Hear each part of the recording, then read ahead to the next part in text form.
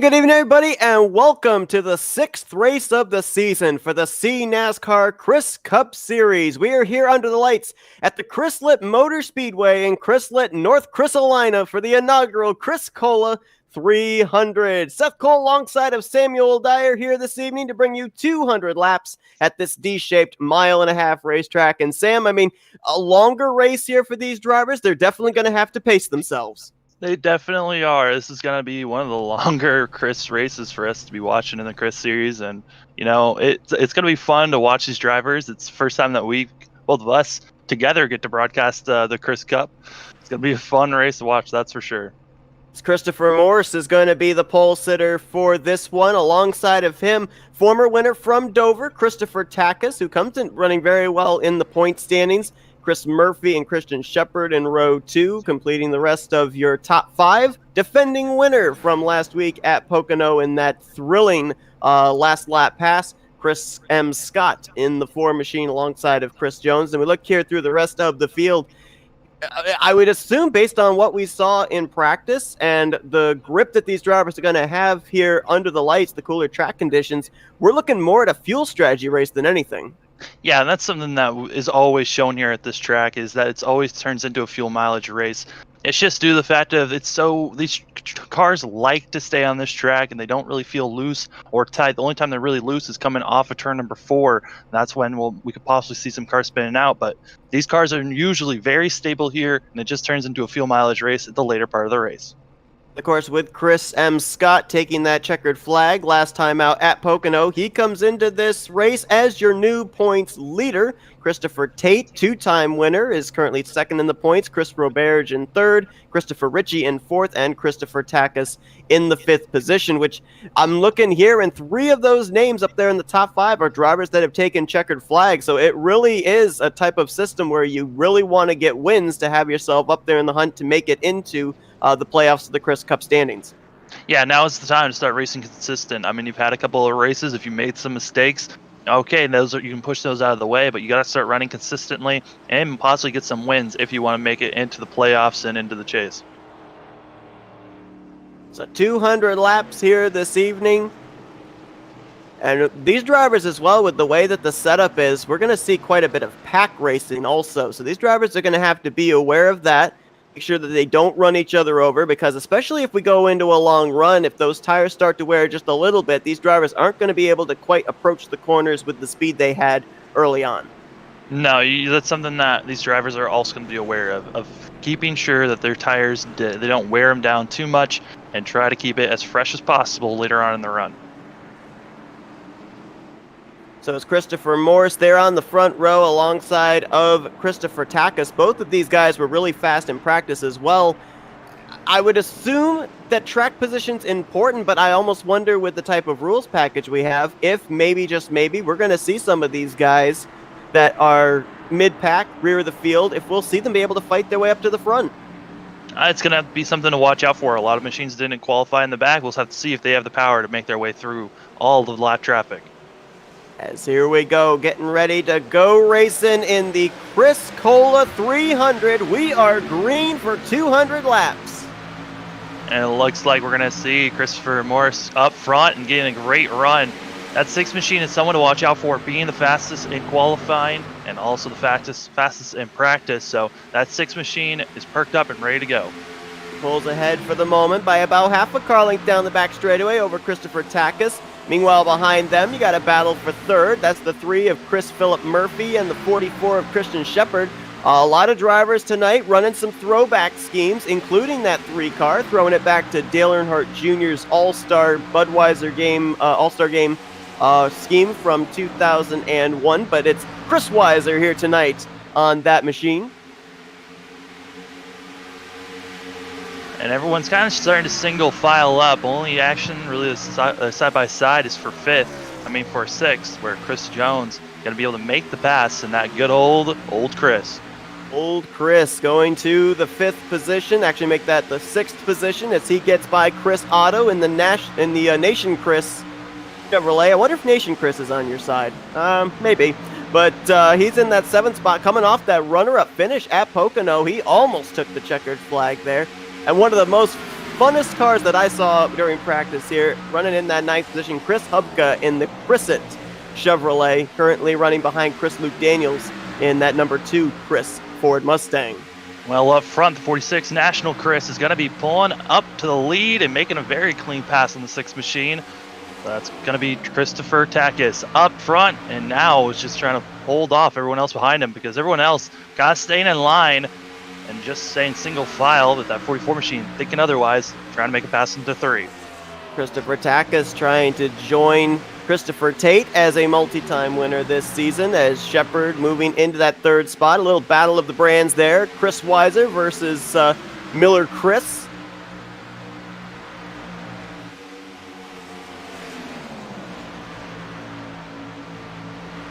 Best battle right now looks like it's going to be back around the 7th position. That's where you've got Chris Otto trying to reel in Luke Daniels. Further back, though, we've got some drivers that are really mixing it up. Chris Roberge in the 98, Chris Hubkin in the 5. There's Josh Personette in the 26. Cody Jenkins in that Chris Batteries Toyota Camry. These guys all double file, while most of the top 10 right now all running single file. Yeah, with the cars running double file, they're going to be losing track position and really track time on the cars in front of them that are all staying single file. Cars that are going to be trying to make moves forward is going to be Christopher Tate. Back in 20th, has been moving up just slowly but surely up to the front. Of course, the National Chris Camo, looking an awful lot like the same scheme that Casey Mears back in 2007 went to victory lane here at this very track. Right now, he has cracked the top 20 in that 20th position. Look a little further up front. Christopher Ritchie has been able to drive away from Christian Heinlein as well as Chris Roberge, so he holds down that 9th position, 4th in the standings coming into this race. But at the front, we've had a couple of lean changes. We saw that Morse lost the lead to Takis. Morse passed him right back, and I don't think these two are done, and that's bringing Christian Shepard up here into a 3-man fight for the lead. Yeah, I mean, the one thing about these drivers and the way that they're passing one another, it's cleanly on the backstretch or the front stretch. They're not staying side by side in the corner, so no one else is really gaining an advantage in the corner due to the fact that they're not side by side too much. If we're looking in terms of this season's point standings of drivers trying to make their way into the playoffs, a couple of guys that are right down there near the cutoff line. The 2 of Luke Daniels is right now 16th in the point standings as far as the playoffs are concerned. 2 points back behind him is Chris Thomas Faddis, who I believe is currently riding back in the 26th position.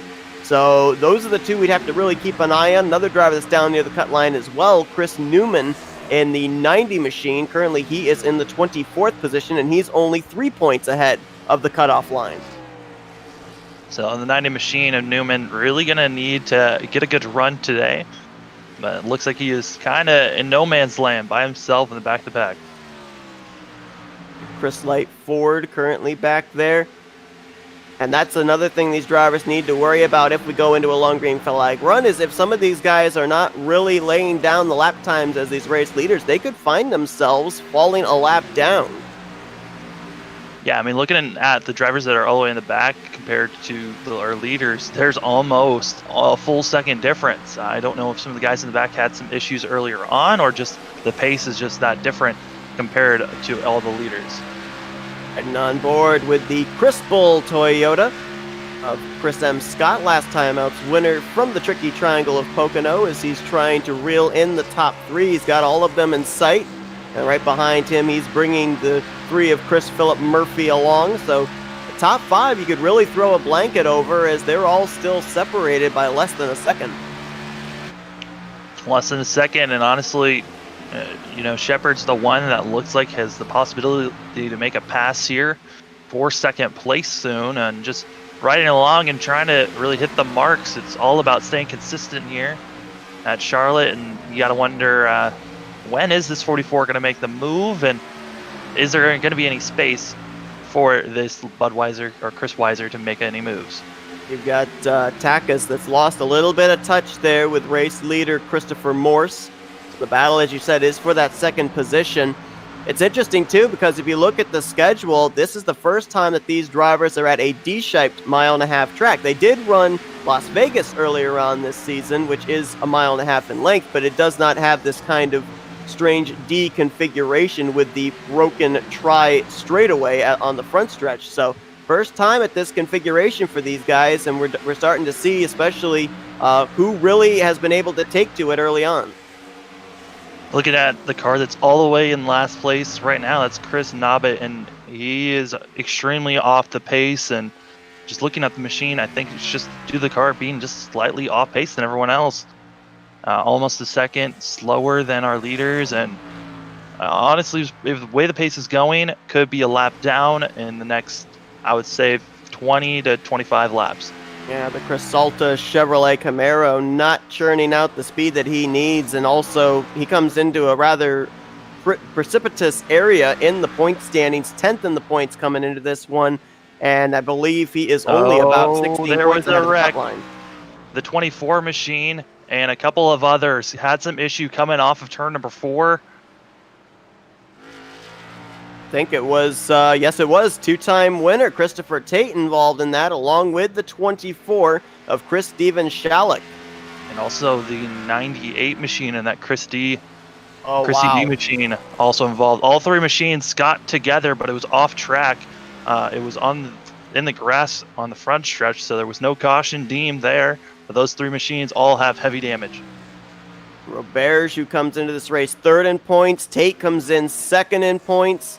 This is huge for both of those drivers. Now, the good news for Roberge is he's still out there and still on the lead lap. He does have that damage to the left rear quarter panel. We'll see if that affects him on the long run. However, Christopher Tate took a little bit of time getting his car refired, driving away from the scene of the accident. And right now, the 24 of Shallak sits on pit road trying to get some damage repaired. I think he has just now returned to the track, but currently one lap down. Up front, it was looking like Chris Shepard was going to be battling it out for second. Now it's dropped all the way back to fourth and could be losing that position to Chris Jones. I don't know what happened to this 44 machine, but lost a ton of time and is slowly drifting back as side-by-side action for sixth place. And we know that with these drivers going into the long run, they're going to have to make sure that they've got their car set up for a longer stint before coming to pit road. And I think maybe some of these guys we're starting to see fade back could have used up their stuff early in these first 18 laps. Looking here at the 4 of Chris M. Scott, he's the one that's laying down some really good lap times out of the top 5 drivers, trying to go for back-to-back wins as he is quickly reeling in the National Chris Chevrolet of Christopher Takas. And if you might be seeing on screen some smoke popping up here and there, it's just cars that have been having some internet issues and are dropping every once in a while. That's why there's smoke popping up. One of the cars that's really been having that issue is looking like it's the 3 machine of Murphy, who's just been dropping out every once in a while and causing some issues for some of the cars around him not knowing where they're at. These drivers all competed in a test race last night here at Charlotte, and Christopher Takas was the eventual winner, currently running in that second position. So we'll see if that added 100 circuits that he got of seat time last night, if that there was something maybe he learned here that he'll be able to apply later on in this race, as right now he's having to worry about holding on to second place as Scott and that Chris Bull Toyota closing in, and they are actually closing in there on the 25 of Christopher Tate, who has now fallen a lap down. Christopher Tate, part of that early incident, but still doing all right now, trying to stay in front and maybe get the lap back. We have a battle there between the two National Chris cars. Tate holding up Christopher Takas for a brief moment there. Now second and third will make their way around at camouflage number 25. Not sure how they even saw him on track to pass him, to be honest. I mean, luckily there's yellow on the car, so you can see that, but everything else, very difficult to see on that 25 machine. As Christopher Morse continues to show the way here, almost 25 laps in. We don't really know what the fuel window is for these drivers, but I have to think in terms of fuel strategy, you'd have to give the advantage to a lot of those guys that did take part in last night's test race, and some other drivers that were up there in the finishing results from that test race. Chris Jones in the 33, who's currently running in the 4th position. He was in that finish 2nd, as well as Chris Luke Daniels in the 2. He finished 3rd. So you got to think that there's some strategy that they probably figured out in last night's test race that they're going to apply here tonight in this 200 lapper. Yeah, it's a huge advantage with having a test race. You get to learn so much more information on how your car might react to fuel strategy runs and a lot of other things to look for. As the 7 machine becoming a lap down and going into the pits again, looks like he was someone that had some issues getting into the wall, and there was, again, not a caution, as a lot of these cars have been having issues. They're either spinning or wrecking, and then they get on the apron, so there is no caution. A break there for Clifford Corbeau as he overshoots his pit stall, backs into it. Of course, that number 7 Chris Cola Ford carrying the race sponsor, the race logo there on the hood of his machine as well. Ford out in front continues to be Christopher Moore. However, after Chris Scott, who just made the pass on Christopher Takis to move into 2nd place, he's running lap times just about similar with Christopher Morrison. We'll have to see if they'll start reeling in that 6 machine. Right now, about a 1.5 second difference. Yeah, it's looking like there is a difference between the guys, but Morris still looking like the more dominant car, and Takis still staying with the 4 machine of Chris Scott. So that Chris Bull machine number 4 is not being able to really pull away from the national machine. Looking at another car, looks like he's got pretty good long run speed, and that's Chris Josh Personette in the 26, the Chris's Chevrolet. Do you think maybe when he passes each car, he says not sorry? He might be saying that. It might be. I mean, hopefully he has it on his back bumper. It doesn't look like he does have it on his back bumper, though. Well, maybe he's contractually obligated to say it every time he passes a car. Who knows? All right, he might just pass the pieces back to someone. There you go. Yeah. Looking back here at Chris Bass in the 97, and we mentioned when we came here onto the broadcast, we're not the regular commentators for this series, but I've been keeping up with the races. Obviously, it's been a lot of fun to watch them, and Chris Bass seems like every single week he's up there inside of the top 5, usually with one of the fastest cars. Right now, riding in that 10th position, not quite seeing the speed out of him here tonight. I don't know if maybe he's saving a little bit here for the long run, or if it's just that he's not quite been able to take to Charlotte like he has a lot of the other tracks previously.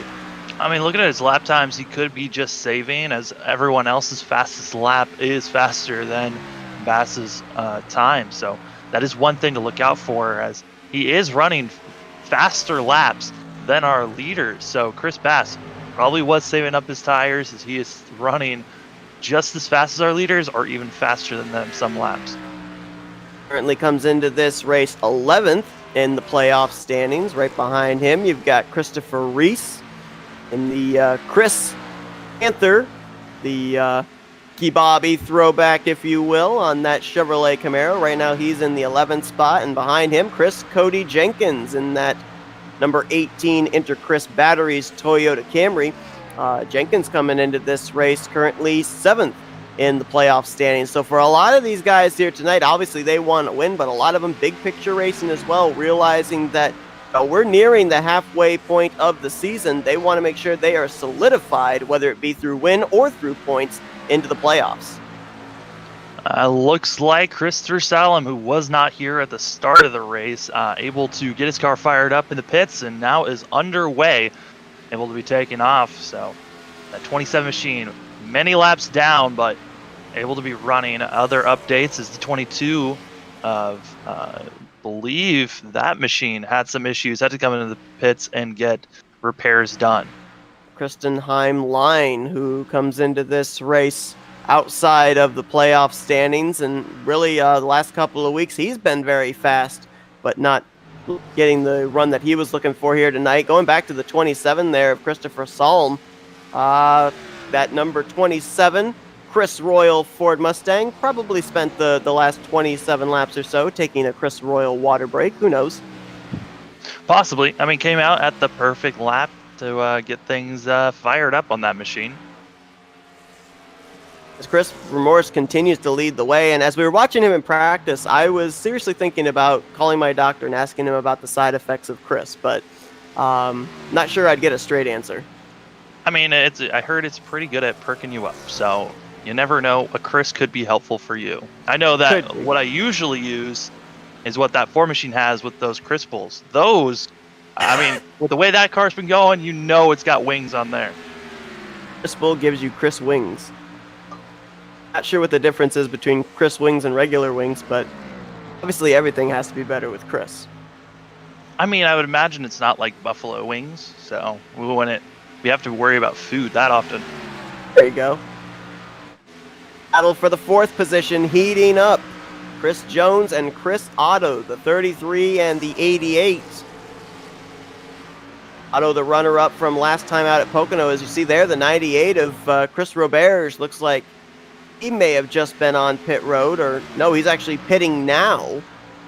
Well, I don't know if this is a regularly scheduled stop. He, I believe you said, was involved in that incident back with the 24 and the 25 that didn't bring out a caution, so that might be why he's pitting as early as he is now. Yeah, he could be coming in now just due to the damage being too much for this machine to continue running the way they want to. Come in, try to fix things up, and possibly be back out there to gain any other positions of cars having some issues later on in the race. Very quick and easy pass for Chris Otto to move up into the 4th position. Now set his sights on the top 3. Another good battle going on back here, just inside the top 10. You got Christopher Ritchie in the 35, Luke Daniels in the 2, and Chris Bass in the 97 closing in here as well. 3-car battle for the 7th spot. Bass was saving as he's about to take it 3 wide into turn number 3. Chris Bass has been saving those tires because he is the only car on track running below a 31 on the lap times. It is one of the faster machines, but this 97 is just trying to get by everyone else, and saving the tires was probably the smartest move for Chris Bass. Luke Daniels there get a little tight off of turn 4. He slapped the wall pretty good. And we've seen the hits to the outside wall draw quite a number of drivers to pit lane early on in this one, including the 3 of Murphy, the 98 of Roberge, the 7 of Corveau, and quite a number of other drivers as well. I think Kristen Hein-Lime actually was another one that was on pit road due to slapping the wall.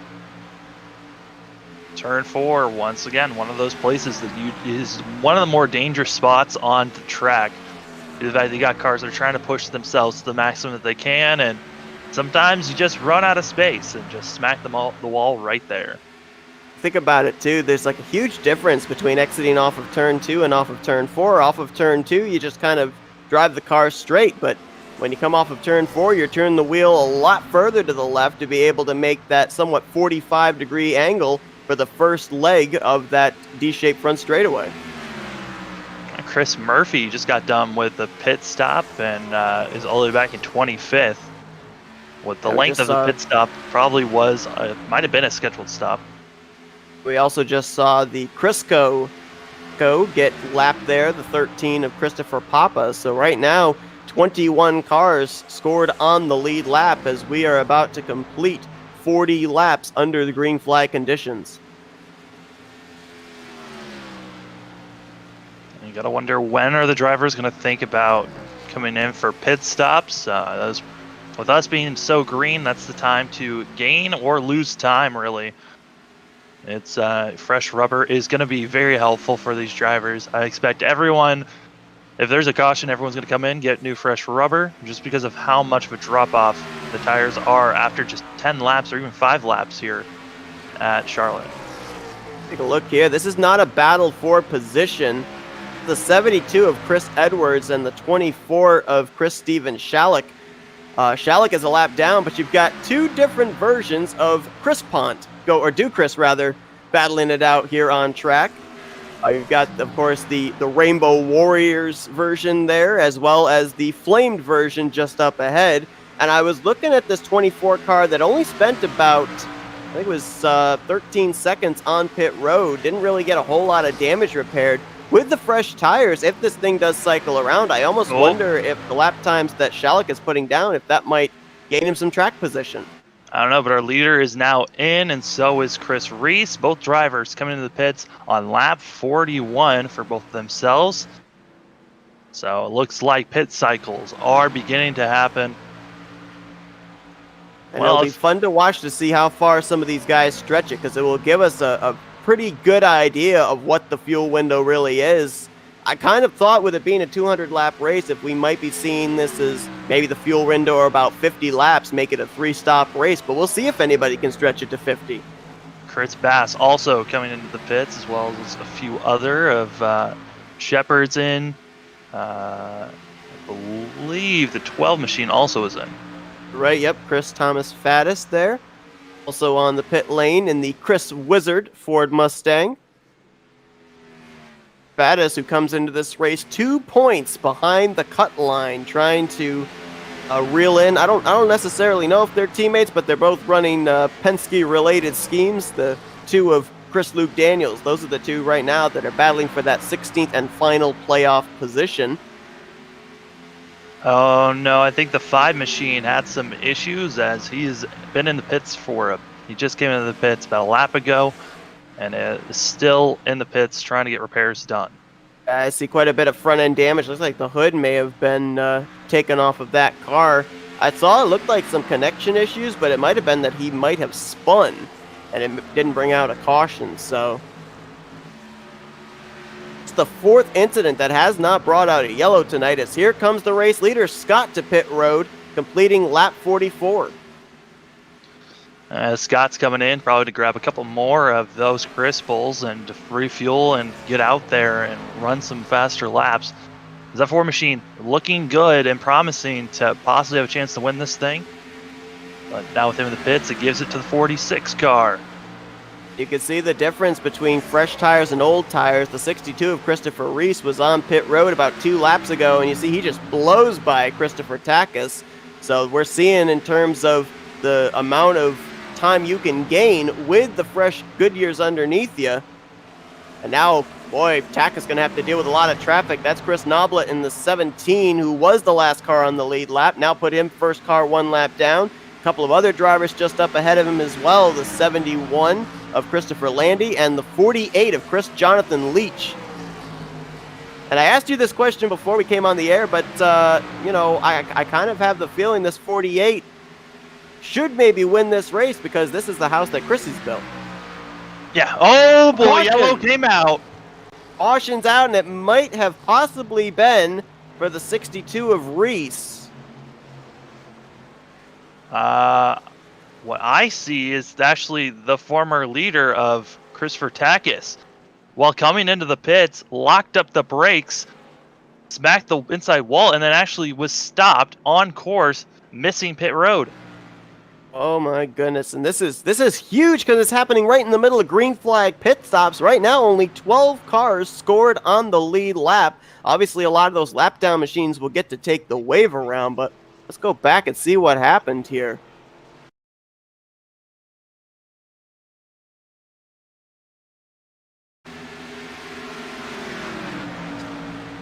Almost hit the barrels there that are near the entrance of pit road.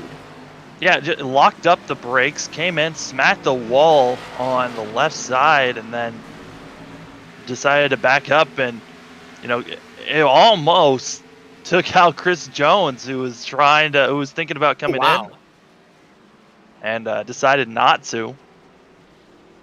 A close call there for 2 drivers that were up inside of the top 5 here in the early stages of this race. And I don't know just how far the 88, our current race leader, well, actually, no, he was our current race leader, but right now he's on pit road, Chris Otto. I don't know if he was going to try and stretch it to lap 50, but I kind of think that might be the fuel window, somewhere between 45 to 50 laps. Well, Chris Otto is going to be the first one coming out of the pits. It would have been probably Chris Jones. I was watching him coming in the pits. He actually overshot his pit stall. So that old age could have been not helping that 33 machine, knocking him to miss his pit stall, have to back up, lose a couple positions. He'll drop to 3rd behind Josh Personette and new race leader Chris Otto in the 88 Nation Chris Chevy Camaro. We're actually going to drop back and look at another couple of replays here, try and see some of the stuff that happened while we were under green flag conditions. Sam, if you'll let me know when we get the 1 green signal, so we can make sure we go back to live action. Will do. See if we can find out what happened to the number 5 first of Chris Hubka, as he's out there running without a hood.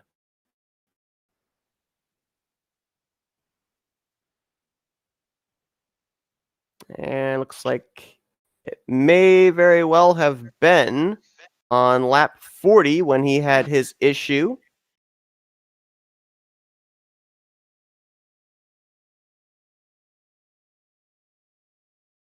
Oh, okay, so the 46 of Takis, where we saw him lock up the brakes and almost hit that barrels down there at the entrance of pit road, Hubka actually did hit the barrels.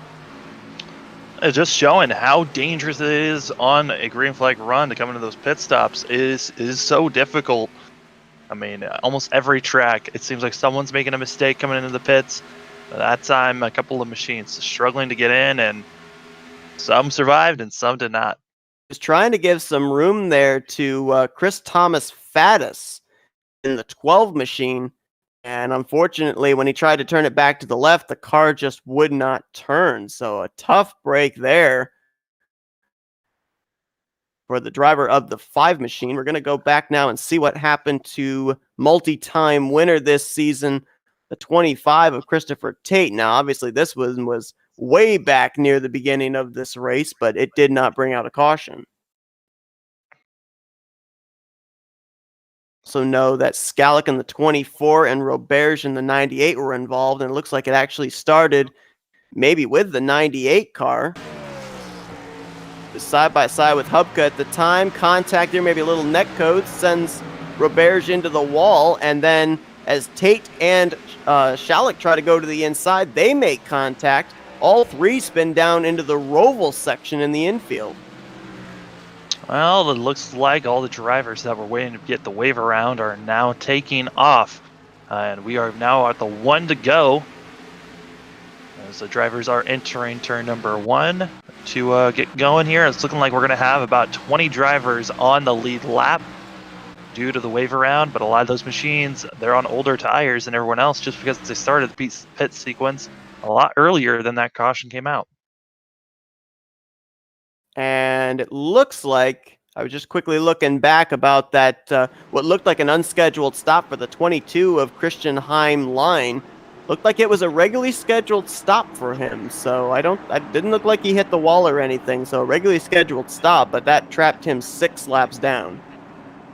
Yeah, it was a lot of pits that happened for that 22, and the pit stop just took a little bit longer. Could have had some other issues that happened, but now up front, it looks like Chris Audit is going to be the one taking us to the green here on this restart. Last week's runner-up, currently running first in Chris Otto, with Josh Personette second, Chris Jones third, Chris Stamper, who I thought was in big danger of maybe going a lap down early on in this thing. He's now up in fourth, with Chris Newman completing the top 5. Newman and Chris Luke Daniels, who are 15th and 16th in the playoffs, now up inside of the top 6. 88 machine with the Nation Chris logos all over it, looking good, and with a fantastic restart, pulling away from Josh Personette. Chris Stamper there in the 81, that Chris Bandit Chevrolet, throwing it back to Ken Schrader and Harry Gant. He's going to drop back into the 6th position as it's side by side up here. Whoa, the 2 and the 6. Daniels and Morris not giving a whole lot of room through 3 and 4. They're staying still side by side for 4th place, and it looks like Christopher Morris trying to make it work on the outside, and does. Finally able to come down and get in line. Single file all the way until you probably get back. I mean, we're single file everywhere until you get up to about 10th place. Where you find Christopher Landy. Oh my goodness, Chris Noblet. They were reeling him in quickly. Something happened to the 88 machine because he just lost a ton of positions. He came, hit the wall off a 2, and then I believe he hit it again entering 3. Otto, who brought us back to the restart, now back to the 4th spot. Battle on for 2nd ahead of him as Christopher Morris on that outside line is charging back to the front. He'll complete the pass on Chris Jones, now sets his sights on Chris Josh Personette, who just moments ago took the race lead away from the 88. Personette gotta worry as that 6 machine was the fastest one during qualifying and during practice, and really has been the car to beat, it seems like. But after the pits sequence started, lost first place, and now trying to get it back. Back here, and the good battling is going on just outside of the top 5. That's where Chris Newman's trying to hold off the 72 Ducris Chevrolet of Chris Edwards. And Chris M. Scott, who we saw up towards the front earlier on in this race, up inside the top 5. I don't know if he had a slower pit stop or what. He's back currently in that 9th position, trying to fight his way back up into the top 5. Well, from 14th on back are all those drivers that pitted before the caution, and they're going to be struggling. They need another caution to come soon if they want to get on the same sequence as everyone else, because if they don't, they're going to pit way earlier than everyone else, and they're probably going to lose a lot more time just due to everyone ahead of them having so much fresher tires. Yeah, Chris Bass, Christian Shepard, Christopher Ritchie, Christopher Reese, Chris Philip Murphy, as well as Chris Timno and Chris Cody Jenkins. They were the drivers that took the waiver rounds there. They're trying to get themselves back onto the lead lap or stay on the lead lap, I should say, with a quick caution, put themselves back on the same pit sequence as everybody else. Right now, the free pass position would be held by the 12 of Chris Thomas Faddis, and he currently enjoys about a 2.5 second gap between himself and the 24 of Chris Steven Shalik. You've also got Chris Roberge, who's a lap down as well. So those are the 3 drivers right now that are technically battling for the free passes.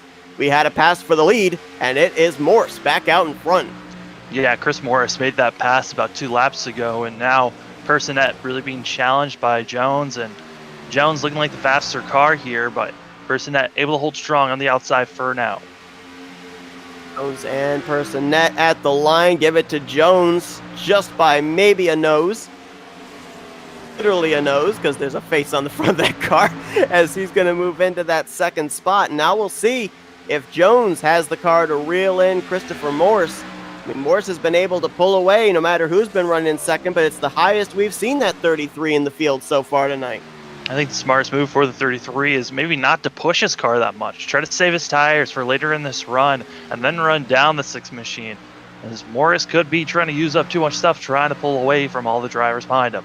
Boy, it is a hornet's nest back here. Chris Stamper, Chris M. Scott, Chris Luke Daniels. Oh my goodness, Christopher Takis almost got into the back of Edwards there. Chris Otto in this mix as well as Newman. This is a stack up from 4th back to the 9th, 10th position. Well, let's remember, Takis was one of the drivers up in the top 5. But at the start of this race, looked like he had a fantastic car and had to come into the pits early to get his machine fixed up, was the cause of the caution, and now he's trying to battle his way back up to the front, but he's got to get by all these machines in front of him. He restarted, I think it was 16th, and has worked his way up to 8th, so he's made it halfway up there to the front. As now Chris Edwards looks to the inside of Chris Luke Daniels. That's going to be for the 6th position. Well, some of our biggest movers so far is Chris Edwards, who's moved up from 26th to 7th, and then also Chris Stamper, who started 23rd and up to 4th. So those machines starting in the mid-20s now has moved themselves up into the top 10. As I'm looking at the interval between the 6 and the 33, and it is little by little closing up. About 0.4 of a second separation between Morse back to Chris Jones. Jones comes into this race 8th in the point standings. He would love to take a checkered flag tonight to lock himself, solidify himself into the playoffs. To my knowledge, based on the previous races that I've watched, I think this may be Christopher Morris's first start of the season. So obviously, in terms of the playoffs, I would think that Jones would want this win more, but something just happened to Jones. Oh, if something didn't happen to Jones, something is happening with the 4 and also with the 81, because they found speed that no one else has. They're running almost 4/10 faster than our leaders for a moment there. They were just cruising and now are making passes up to second and third. Those two machines have found some speed, and they are going to be hard charging towards Morris. I think Jones may have gotten the wall, though, too. It looked like I saw a little bit of damage there on the right front. Looked like a buckle on the hood as well. So he made some pretty good contact, more than likely with the turn 4 outside wall. But to your point, Chris Stamper got himself around Chris Jones up to second place, and Chris M. Scott up to third. And right now, they are trying to reel in Christopher Morris, with everybody kind of having to check up, though, for the 33. The gap's opened up by a second and a half from Morris back to this battle for second place. And with these guys were part of that hornet's nest you were talking about. They now are all starting to move up and gain on second and third. What was formerly second and third, as everyone is starting to watch as Personette and also Chris Jones, they're starting to fade back. I think they might have used up their stuff trying to catch up to Morris. There's drivers up here that are down near that cutoff line in the playoff points that are doing really well. Chris Otto, one of those drivers. Christopher Landy right now up in 11th. Chris Newman is currently in the 10th position.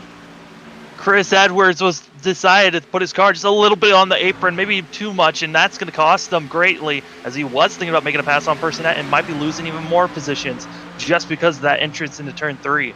That's going to stack everybody back up again. It brings Christopher Takis into the mix. Also Chris Otto, Chris Luke Daniels. Daniels, who comes in the cutoff line driver right now in that 9th position. But I'm looking here at the running order, and there's some drivers that are going to be maybe a little bit worried about their points position when we leave Chris Litt here tonight. You've got right now Chris Noblet, currently 13th, but he was a wave-around driver, I do believe, so we'll see if he's able to stay up here. Also, Chris Cliff Corveau, he had earlier issues. He's currently multiple laps down, still on track, but 7 laps down in 28th. And another driver, Christopher Poppin, that Crisco Chevrolet, 13th in the stands coming into this race, and he currently sits 2 laps down in 24th. So some of these guys, we're going to see some movers and shakers going up and down in the point standings when we eventually finish out tonight's race. I'm looking at some drivers in the middle of the pack that are starting to make some moves and charging forward. That's Chris Bass and Christopher Ritchie. They are both running pretty similar lap times to our leader, so they're starting to make some moves, and they've got a cluster of 3 machines that they need to get by if they want to start moving, but they're kind of side by side and making a wall, not allowing them to make any more moves forward. And remember, Chris Bass was, I believe, one of the drivers that took the wave around. And so he is on about 7 lap older tires than the drivers up ahead of him, as Chris Heimlein drove it deep into that corner, almost got into the back of the 35 of Ritchie. Also got Christopher Tate up there in the 25 car, 4 laps down in 26. He's just out there logging laps right now, kind of hoping that the latter half of this race turns into a race of attrition so he can pick up positions and points. Just trying to survive is Tate, and you gotta wonder if anyone else is really gonna have that many issues. Only time we've seen cars have issues were a couple of those spotty moments earlier on in the race, and then we kind of just stalled out with no cars having issues in the middle of our green flag run, and then it was the pit roads where we were starting to see a lot of cars struggling to get on pit road. So we gotta wait and see. If we stay green for another 20 laps, we will be seeing more pit stops happening. And we might see some more cars having more issues getting on pit road. Yeah, we've only worked 1 caution here tonight, and that was due to a pit road incident. And we had several other incidents prior to that happen that did not bring out a caution. So when we do get into, as you said, that 20-25 lap range, and we see these drivers having to hit pit road again, be interesting to see if we may see our second caution with pit road coming into play in that regard. As fastest car right now cutting through the field looks like it is that 2 car of Chris Luke Daniels. He just made a pass on Chris Josh Personette and Chris Edwards, moving from 9th up to 7th in 2 laps. Chris Edwards been struggling with his injury, and I think that's what's been really slowing him down and not keeping his momentum, while Personette, I think he just might have been using up too much stuff at the start of this race, when start of this run. So there's that. But this 2 machine and that Chris Weiser car just looking pretty good. I mean, not Chris Weiser, but Chris Light. I think that would be what he's driving. The Miller Light machine. But he's looking good and starting to make some moves forward. So as Christopher Morris continues to show the way, battle could be brewing for second place. Little by little, that Chris Bull Toyota Camry has been chipping away at the Chris Bandit Camaro for that runner-up spot. So Chris M. Scott, Chris Stamper for second place. Looks like that may be on in the next lap and a half. Yeah, but they've been this close for feels like most of this run that we've been on. So I have to wait and see, as they were slowly starting to gain on Morris, but for the last about 3 or 4 laps, Morris has been gapping it from our second and third place drivers. Talked about Chris Thomas Faddis coming into this race, the first driver outside of the playoff grid, 2 points back. Right now, he is currently scored in the 21st position, 1 lap down. However, another driver trying to race his way into the playoff standings is that 48 of Chris Jonathan Leach. Right now, he is on the lead lap in the 14th position, and he was only 5 points behind the cut line. So with some drivers that are struggling here tonight, like Christopher Papa, Chris Noblet, Chris Cliff Corbeau, could be a prime opportunity for that 48 to find himself up in the top 16 when we get to next week's race at Watkins Glen. Watkins Glen's going to be interesting to watch. Get to see some of those road course drivers coming out and showing their stuff. Want to throw out a little shout out here as well. Obviously Sam and I, it's unusual for us to be up here in the booth calling the Chris Cup Series. The 2 normal commentators, Carlos Zimmerman and Logan Brakey. Unfortunately, neither one of them able to be here tonight. Logan Brakey currently is in the process of speaking with his family in a video call after the passing of his grandfather, so we obviously send their condolences out to him. And Carlos Zimmerman is currently in quarantine as both of his parents were diagnosed in the last 48 hours with the COVID-19 virus. So he currently is away from an opportunity of being able to get to a computer to broadcast. So obviously thoughts go out to him as well. And we can't wait for both of them to be able to get back here and continue to call the action here this season in the Chris Cup Series. But Sam, I mean, you're taking notes, because this Thursday night as well, these drivers are going to be having their all-star race on May 21st. They're doing 2 Charlotte duels. The finishing results from the first duel set the grid for the second duel, and you're going to be watching that all go down with no points on the line in that one. No points on the line, and these drivers get to race as hard as they want, not really giving a care, and it's going to be fun to watch. I know Bronson is going to be hopping in the booth with me for that night, so it's going to be a fun night for watching the Chris Cup and having fun with these drivers once again. So yeah, I'm just taking notes, seeing all the sponsors. It's been a great series for us to watch, and I want to give a little bit of a warning to all the drivers out there. It's going to be a crazy night that night for all of us commentators. We're taking notes, and we're going to have all the fun jabs with Chris, puns and stuff.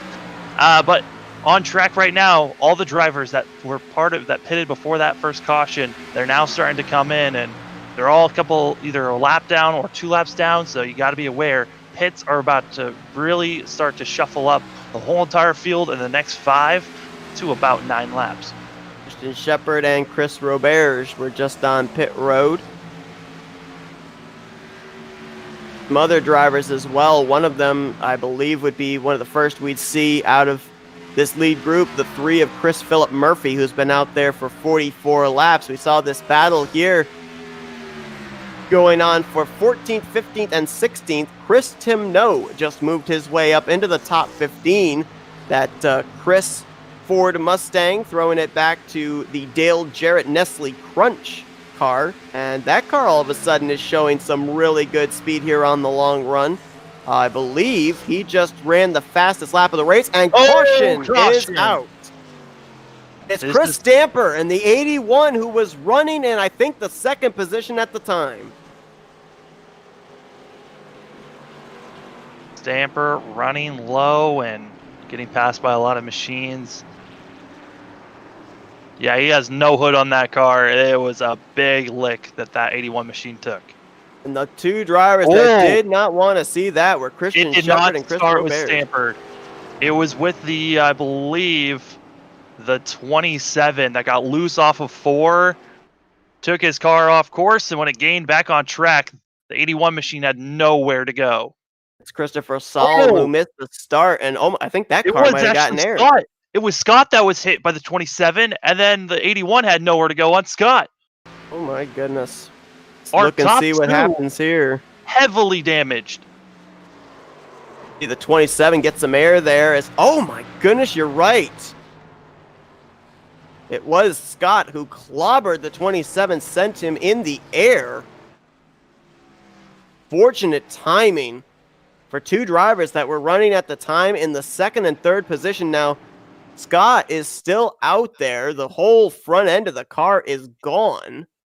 Still in the second position, but obviously he's going to have to spend a lot of time on pit road getting repairs. Yeah, this is the worst that you could possibly ask for with these drivers. Looking to see if anyone else was involved. I believe it's just those three machines, but heavy damage for two cars that were looking like heavy contenders, and now are out of this race practically. Chris Scott, of course, coming off that Pocono victory, was running up there in the top three, was looking to go for back-to-back wins. That's not going to be the case now, and we're going to take an onboard here with the Chris Bandit Chevrolet, Chris Stamper, and see just what he saw there. You see the 27 through the grass, back up the track, nowhere for Scott to go as the 27 takes flight, and Stamper just couldn't slow down. I think he saw the incident happening, thought about going to the grass, and unfortunately for him, the 4 car was just in the same lane he was. I'm just kind of confused by the lap machine. I mean, yes, you got loose, but you kind of got onto a part of the track where you either can take it onto pit road.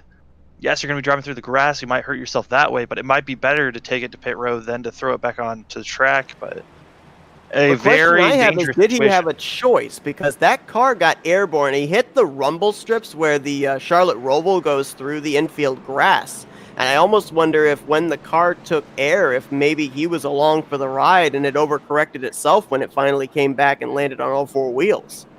I'm going to take a quick look again at I mean, what happened was it was before even where he hit the rumble strips. He had the choice before that, and he still had control, and it was a weird and difficult choice, and it's a shame to see such fast cars taken out of this race, but that's a kind of the racing luck you got to look for and hope that you get, and right there, those two drivers lost their luck. Absolutely. Christopher Solom has taken his car behind the wall. Right now, Chris Stamper is on pit road. I believe he just finished up repairs. And I think he is actually still on the lead lap, incredibly enough. Chris Scott also was on pit road and made repairs. Somehow, those two drivers are still going to be on the lead lap despite the significant damage on that 4 machine. I mean, the whole nose of that car was practically gone. Whole underneath, the engine was all exposed, but I guess the situation for those two guys is stay out there, try and stay on the lead lap, hope other drivers run into some issues and gain some points. Chris Stamper right now not in the playoffs contention as far as the top 20 in points, but Chris Scott, of course, comes into this race the points leader after taking that checkered last week at Pocono. Well, obviously for the 4 machine, his Red Bull ran out because he did not have wings to fly over that 27 car. But he gave the 27 wings. It was more so of a ramp just launching him into the sky. But it was, always got next race. Scott's still looking good. You got to run out there, try to get as many points as you can. But it's just a shame knowing that you possibly had a car to challenge that 6 machine. But we'll have to wait and see how the rest of this race goes. It's kind of been 2 fluky accidents that have caused us to have these cautions, and some of the other wrecks we've seen in our first green flag run. It looked like those should have caused some more cautions than what we've seen so far. Absolutely agree. Saw a couple of cars taking some wave arounds there, including the 5 of Chris Hubka. He is now going to be 1 lap down. I believe also the 22 of Christian Heimlein went around, so he will be -5 when we go back green. A couple of guys that this definitely benefited, though, this caution. It's now brought Christopher Takis back up to the outside of the front row alongside of Christopher Morse. You've also now got Chris Otto in the 88 in third, and Chris Edwards, who we saw charging his way up through the top 10. He's now up on the the outside rather of row 2, furthest up that he's been here tonight. And then that 97 of Chris Bass looming there as well in the 5th position. Bass has been the one car that's been saving his tires the best. And once you come to the middle to the end of the cycle, he is the fastest car. It's just due to the fact that he loses so much time in the first about 15 laps on the leader. That's why he's not able to really challenge our leader. But now that he's up in 6th, Chris Bass has a better shot of sticking and possibly making a run up to the top 3. The 3 best cars on the long run so far are up in the top 10. Christopher Morse, the race leader. Chris Bass in 5th, and back in 9th place, the 99 of Chris Tim No, as the green flag is back in the air. We're closing in on halfway here. Cola 300. Christopher Takis had a great run. He was actually able to stay with the 6 machine, but now in the middle of turn 2, now having to drop down and follow suit on the 6. Some rear end damage there on the back of his National Chris Chevrolet. Not sure where that came from. I don't think that anybody hit him when he had that slamming on the brakes coming to pit road that brought the first caution. No, it was during this previous green flag run. He was in the middle of a hornet's nest that you said, and he got smashed right in the rear end while trying to whoa up for some other cars. So that's where he got that damage. But due to the fact that it's just pushed in and not up, the spoiler isn't too affected by this, so his car is still able to run as strong as ever. Chris Bass has now moved into 3rd place, leaving behind this battle for 4th between Chris Edwards and Chris Otto. And then you got Chris Jones back there as well. Remember that both Chris Otto and Chris Jones brushed the wall on that last green flag run, so they were able to get a little bit of damage repair possibly done, pull away the sheet metal from those fenders, and didn't lose a whole lot of track position as a result. Yeah, I mean, on this last pit stop, the cars that had some damage needed to get it fixed up that are on the green, that are on the lead lap. It's going to be Chris Jones and also Chris Daniels. Both of those machines had some damage, got it fixed up, and they're still raring and going. Other machines, as Christopher Reese and also Personette, both of those cars had some damage, got it fixed up, but they're still on the lead lap. About a couple of guys, where did they come from? Chris Tim No, we mentioned, was up in the top 10, but he has spent most of this race just around the 14th, 15th position. He's now up in 7th. We're looking at Chris Cody Jenkins in the 18. He's been outside the top 10 most of the day. Now he's in 8th. And also, how about the 3 of Chris Philip Murphy, who ended up getting trapped a lap down when he came down for green flag pit stops under the first cycle. We had that caution come out at a horrible time. He's now back on the lead lap, and he's up in the 11th position, battling hard here with the 48 of Chris Jonathan Leach. I mean, we're only 90 laps into this thing, and I gotta say, that 3 machine has had already a wild race. Being at 1.2 laps down, was up in the top 10, had to drop all the way back, being 2 laps down, then got back up to where he's at now. We're not even at the halfway marker, and I bet that 3 machine is already tired out, but he's still got a long race to go. Gonna look here at the 2 drivers that were involved in our last caution. Chris Stamper in the 17th position, 1 lap down. You can see he's still trying to soldier on. And there is the 4 of Chris M. Scott just running up there against the wall, trying to stay out of everybody's way. That was the race leaders he just yielded to there. Morse and Takis in 1st and 2nd going around. We should also mention, because this does have actually some bearing on the playoffs grid, the free pass machine on that last caution was the 12 of Chris Thomas Faddis, who came into this race 2 points back from 16th in the points. Yeah, Faddis able to keep running, and right now ahead of Scott. So Faddis just needs to continue running his race and hopefully finish in the top 10 by the end of this thing. Stacked up again. This time it's 5th place on back. Chris Tim No, Chris Otto, Chris Jones, Chris Luke Daniels, Jenkins, Murphy, Leach. They're all there. You could throw a blanket over about 7 cars all going into turn 1 at the same time.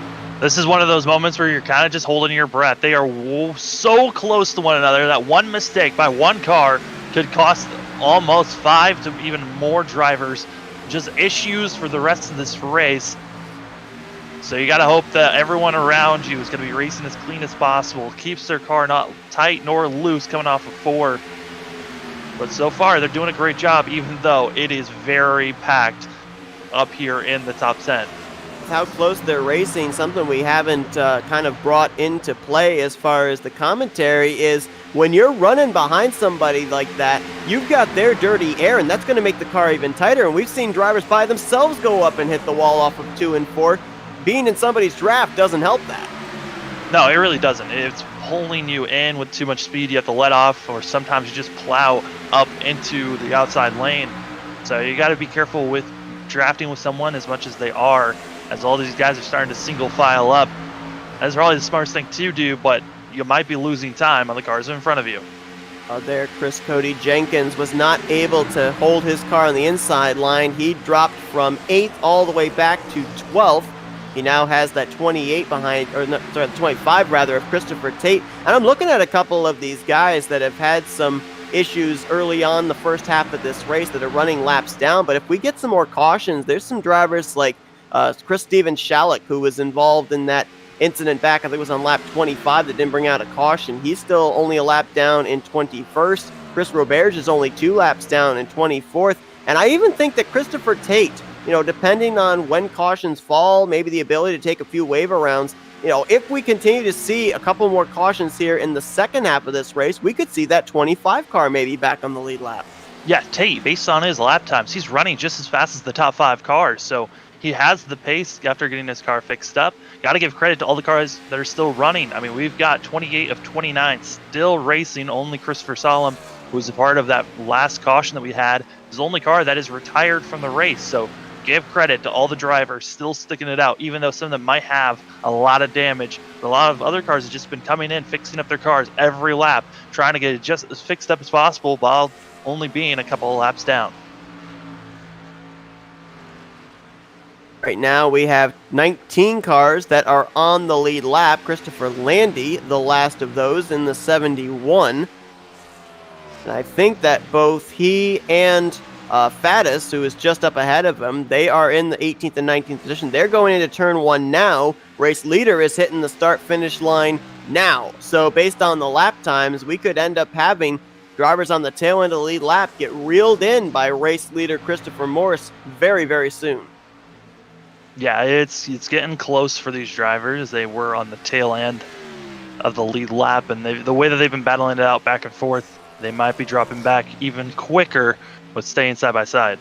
Actually, I think I may have given wrong information from that last caution. I think actually Christopher Landy may have been the free pass driver, because Chris Thomas Faddis has been out there for 52 laps on his set of tires. I think he took the wave around on that last caution. So obviously we can throw some caution laps in, but this 12 car is giving us a little bit of an idea of just how far these drivers can stretch it on fuel. I mean, it helps that he had a caution. Now he is pulling it in for pits. He could not last any longer. He was so much slower than everyone else. So he was hoping for an early caution, wasn't able to get it, and now he's going to be dropping down. As still the cluster of cars we were talking about earlier from about 10th on back, they are still right on top of one another, and they're still staying extremely racy. Chris Otto there with Chris Timno right behind him. Chris Jones, that's this 97 of Chris Bass just up ahead as well. This is going to give a little bit of breathing room to the 2 of Chris Luke Daniels, who's right now in the 8th position, with the fact that 12 had to hit pit road and is undoubtedly going to lose at least 1 lap here pitting under green, as those were the 2 that were battling for that 16th and final playoff spot coming into this race. I know we're harping on this. It is still awfully early on in the season, but a lot of times, we've seen it where you can see a driver miss out on the playoffs, miss out on making it into the chase by 1 or 2 points, and you can go back to a race like this and say, if they had just gotten 1 more position, they probably would have been battling for the championship. And it's always those, hey, your car's kind of damaged, I'm kind of done for the day type of races where you got to go out there. Even if your car is as damaged as some of these machines are, you have to keep running, get every position as you can, and maybe someone else will dip out and you'll gain that position, but you have to stay out there every single race and try to gain every point you can. I hope I'm not jinxing it, but If we manage to remain green, one thing that we have not seen the 6 of Christopher Morse do here today is make a green flag pit stop. He may have been closing in on making one back on that first stint when we had the cycle of pit stops begin, but he did not come to pit road. That caution saved him from having to pit under green. We've already seen how pit road has caused issues for second place running Christopher Takas, so we'll have to see if we do end up continuing on this long green flag run, if the 6 comes to pit road, if he's going to be able to hit his marks. Okay, also another thing we have to bring up is when our driver's going to come into the pits. We've seen that drivers can go, I mean, Fat has showed us the longest that some of these cars can go. 52 laps with the caution. Now these guys have been running clean for a bit, for 22 laps. I don't think anyone's been saving. I think we might be seeing ourselves in 20 laps or so, cars be coming in to get pits done. And that leaves about a little bit less than 80 laps to go. So we might be seeing a couple more pits, at least one more pit stop after this next one. Yeah, I mean, with that being said, if based off of the laps they've run right now, 23 of them, so let's say that they've got, let's say it's 50 laps, so they would be pitting somewhere around lap 133 to maybe 135. That's going to give them 65 laps to go. I mean, would somebody be willing to risk losing that much time trying to see if they can save about 10 to 15 laps? I mean, it's this racetrack's all about fuel strategy, and with that we have been seeing a lot of fluky accidents. I think you need a fluky accident to cut this away from being a fuel strategy race. Someone might be trying to push it. It's gonna be someone in the middle or all the way in the back who needs to get a win to get in, type of a situation for the chase. I mean, playoffs, those are the only drivers I could think of, while everyone up front probably will just stick to their guns and just maybe pit 2 more times at the end of this race. I mean, we saw earlier Cody Jenkins in that 18 kind of fade back. I don't know if it was just because he was stuck in the outside line or if maybe he went back there on purpose. He's currently riding in that 13th spot, so I almost wonder if he'd be someone you'd look at. 7th in the point standings coming into this one. He's about 19 points ahead of the cut line, so maybe trying to roll the dice and see if he can pick up a W on fuel strategy. But I would think if you're going to do something like that, you have to be saving fuel on this run to be able to stretch it as far as you can so you have less laps to have to save for on the second run. Yeah, you kind of have to save up to about 60 to 65 laps. That's how many laps you have to run on this stint to make it to the end for sure. So if you're trying to save that many laps of fuel, you got to be clutching it in to these corners, hoping to save as much fuel as you can, but it's kind of difficult while trying to stay on the lead lap. Sorry for that reaction there, but Chris Jones almost got mauled by a Cougar as that was Christopher Reese going by for the 11th position, and they got awfully close as the 61 kind of pushed up the track. Jones is also going to lose 12th to Cody Jenkins. As up closer to the front, we've got a pretty good battle continuing on here between a couple of double-digit numbers, the 99 and the 88 of No and Otto. I mean, you got to give credit to No. We were surprised on how No has just been slowly chipping away and moving up and up. Now in the top 5, we were surprised when No got up to the top 10. So 99 machine really has some speed in that Chris-sponsored car. Boy, those top 3, they're running identical lap times. All 3 of them just ran in the 30.87s. That last time by, they ran the 30.87s, but Takas was in the 30.86. So they all seem to have very similar lap times here, 28, 29 laps in to this stint. As you see, some traffic having to be dealt with there by Morse. He just got around the 24 of Shalleck, putting him now 2 laps down, and again putting another lap on the Chris Bull Toyota, the wounded Chris Bull Toyota of Christopher M. Scott. M. Scott still just chugging along on the outside whenever the lead pack comes around, just getting out of the way for everyone else. But for some of these cars up here that are on the lead lap, about to be a lap down, I can see them trying to challenge a little bit harder with our leader, which is something to watch out for that could help Takas possibly gain just a little bit of time, as he's 2.5 seconds back from our leader.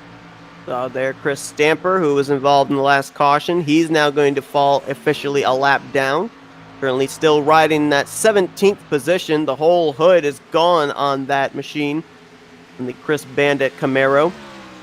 And you mentioned about drivers on the tail end of the lead lap that are in danger of maybe going a lap down here. The next car that, oh, never mind. I was going to say the next car Morse would have to deal with would be the 17 of Noblet, but we are under yellow, and I believe it was Reese in the 62. Oh, Reese was looking and like... Christopher Tate. No, you'd hate to see that for Tate, who just needed these laps to be taken away. As also, it looks like there's some other machines involved as well. The 90 of Chris Newman, who came into this race just 1 point up on 16th in the standings. The front end is gone on the Chris Light Chevrolet and smoking down the back straightaway.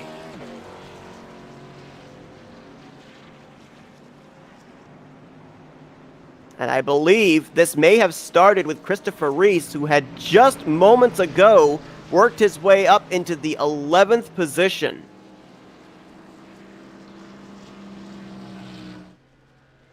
Yeah, that 90 machine really had nowhere to go. Stuck it on the bottom. It couldn't move anywhere higher or low. Once you enter these corners, you're kind of stuck where you're at.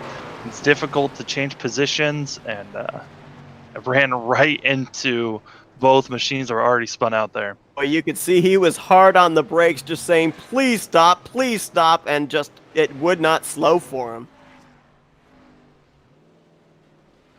And looking at that with the camera angle we had, it was hard to tell if the 62 just drove it into the corner a lot harder than Tate did or what. I didn't really see the 25 come down in front of the 62 to try and block him.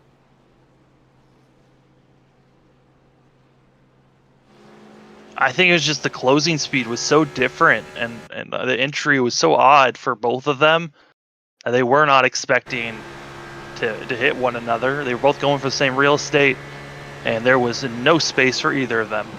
On board here with Chris Newman, there you see, he sees the smoke.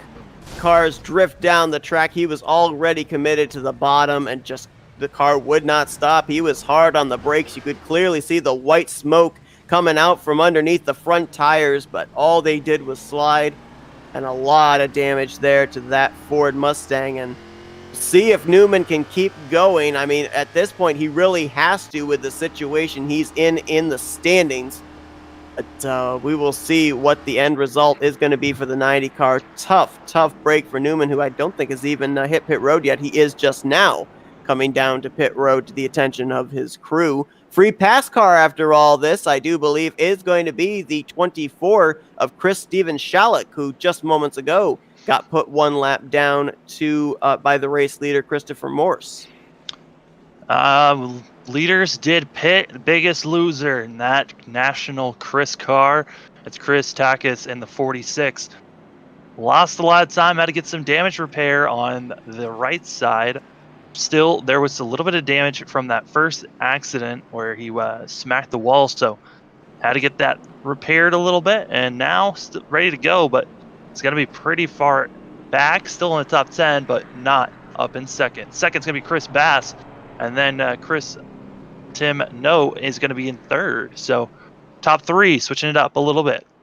Looks like they may have also banged out that dented in back bumper on Christopher Takis as well. So that car looks pretty good now, like it did when they took the green to start this race. But now this is where it starts to get interesting, Sam, because we're going to be going back green somewhere in the vicinity of 80 laps to go.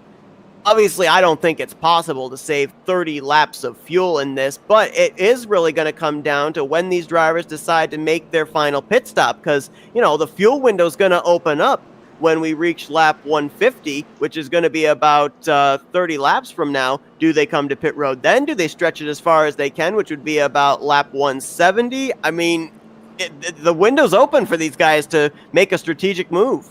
I would probably split it right down the middle, try to go for the most even pit stops as you can. That would be my choice on pit stops here. I'd probably go for about 40 laps and then bring it in and go for the last 40 laps or so. I mean, you're giving yourself the best option with getting fresh tire rubber out there, but you know someone's going to push it to be out there the longest and trying to save fuel in some way, as some of the drivers are trying to do a wave around and get through the field right now.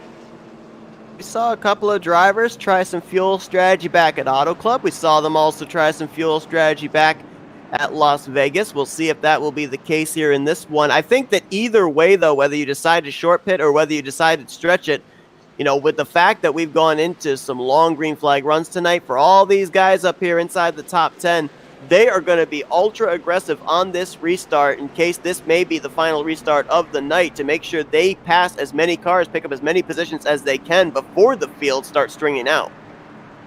Yeah, I mean, we'd like to say that this is going to be the last restart, but, you know, we're past halfway. There's not going to be a lot of, give. There's going to be a lot of taking from a lot of these drivers.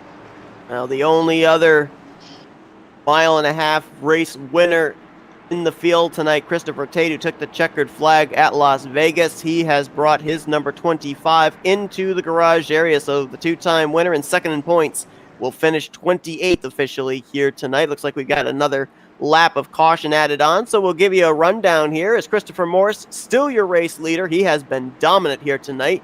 He'll have to deal with Chris Bast, who is outside in second, Chris Timno in third, Chris Luke Daniels in fourth, fifth is Chris Josh Personette, with Christopher Ritchie, Chris Philip Murphy, Chris Otto, Christopher Takis, and Chris Cody Jenkins. That is your top 10. 11th is going to be Chris Jonathan Leach, Chris Jones in 12th, Chris Edwards in 13th, Chris Stamper 14th, and 15th right now. Last car on the lead lap would be the 17 of Chris Noblet.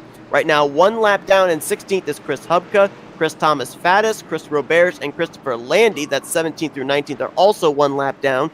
-2 is 20th place Christian Shepard. Christopher Papa also 2 laps down in 21st. 3 laps down is where we find Chris Steven Schalick, Christopher Reese, and Chris Newman. Of course, Reese and Newman caught up in this most recent yellow. They are 22nd through 24th. 4 laps down in 25th is Christian Heimlein. Also 4 laps down, 26th, Chris M. Scott. And the last car running on the track right now in 27th, 6 laps down to the leader, is Chris Clifford Corveau. And those are the drivers that are still running. 2 drivers out of the race since the start. Christopher Tate just recently going to the garage in 28th, and Christopher Salm in 29th. And now the pace car coming off of turn number 4 is going to pull off into the pit lanes, and we're going to be going green. It's going to be a good run here at the end, expecting drivers to push their cars to the max.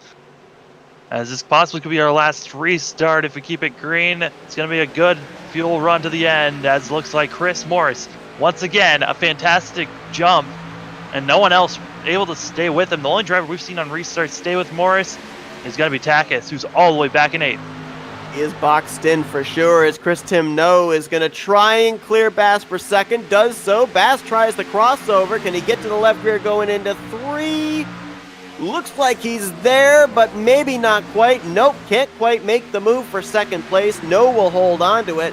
As we drop back here to Takis, trying to fight his way through traffic. He's going to get to the inside of Otto. He's got Jenkins behind him. He's got Ritchie right up ahead of him. And this is a huge points night for Ritchie. 4th in the points coming into this race. The top 3 in the standings ahead of him, none of them are currently running on the lead lap. Ritchie trying to keep his car clean as that sponsor allows other clothes to be clean. Can Ritchie keep it going, though? But it looks like he's going to be losing a position, stuck on the high side. So got to make sure he doesn't hit the wall coming off the 4 here. Jenkins now going to go to the inside of him, as right now stuck in that second groove is Ritchie, trying to find the bottom yet again. Move back up to the front, though. Battle is on again for second place, and Chris Josh Personette has joined this battle, making it 3 drivers, make it 4 drivers now, as that's Chris Luke Daniels back there as well, and he's brought some friends, Takis and Murphy. Takis finally no longer boxed in, going to be making some moves, pushing Murphy up to the high side. Murphy now dropping and losing a position, but I think that 2 car is someone to watch out for. If he can finally get the momentum on the high side and just find some space to go somewhere. But Takis right on the back bumper. Daniels moves high, Takis moves low, and looking at his rearview mirror right now is Christopher Morris saying, yes, keep raising it up like this for second place. Bass is now going to clear for the runner-up spot. We'll see now that he's clear of traffic if he can start reeling in that number 6 Ford, as now Chris Timno is the car stuck on the outside line. He's going to drop from second at least back to 5th, maybe more, as here comes Luke Daniels to the inside, as well as Murphy, Jenkins, and Otto, all ready to jump to the bottom and pick up spots against him. Takis, in just a handful of laps, was able to move up from 8th now to 3rd, and looks like he's got Bass right in his sights. But Personette also on the back bumper of Takis. He might be pulling along in that tow, trying to get and battle it out for second place. But first, a second ahead of everyone else, and it's gaining. It's Christopher Morris, who's not staying side by side with anyone, just able to run his race and save as much tires as he wants. You've mentioned about really the only challenger that Morris has had this entire race is Takis. However, Takis does not seem to really have the fire-off speed on the restarts. Morris is able to gap him. It's on the longer run that Takis is able to kind of be even in terms of lap times with the 6, but by then it's too late. As you mentioned, Morris opens it up by about a second and a half at that point, and even lap times are not going to gain you any track position to battle for the win. From 8th now up to 2nd, and Takis has just a second and a half gap between himself and the leader, and it's got to be kind of demoralizing in a way. I mean, yes, he has driven past so many cars. He's got a fast machine. It's repaired. It's ready to go. But that gap is still gaining between him and the 6 car. The Chevrolets now 2nd and 3rd trying to reel in a Ford. Meanwhile, side by side here, this is a conflict of interest. You've got Nestle Chris versus Hershey Chris's there side by side for that 4th position. I mean, just due to preference, I would have to say I'm more of a Chris fan. So I got to say, I hope Chris gets it done. Can I go with option C and go with both Chris's? I mean, both Chris's are pretty good, but I mean, you got to choose at least one here.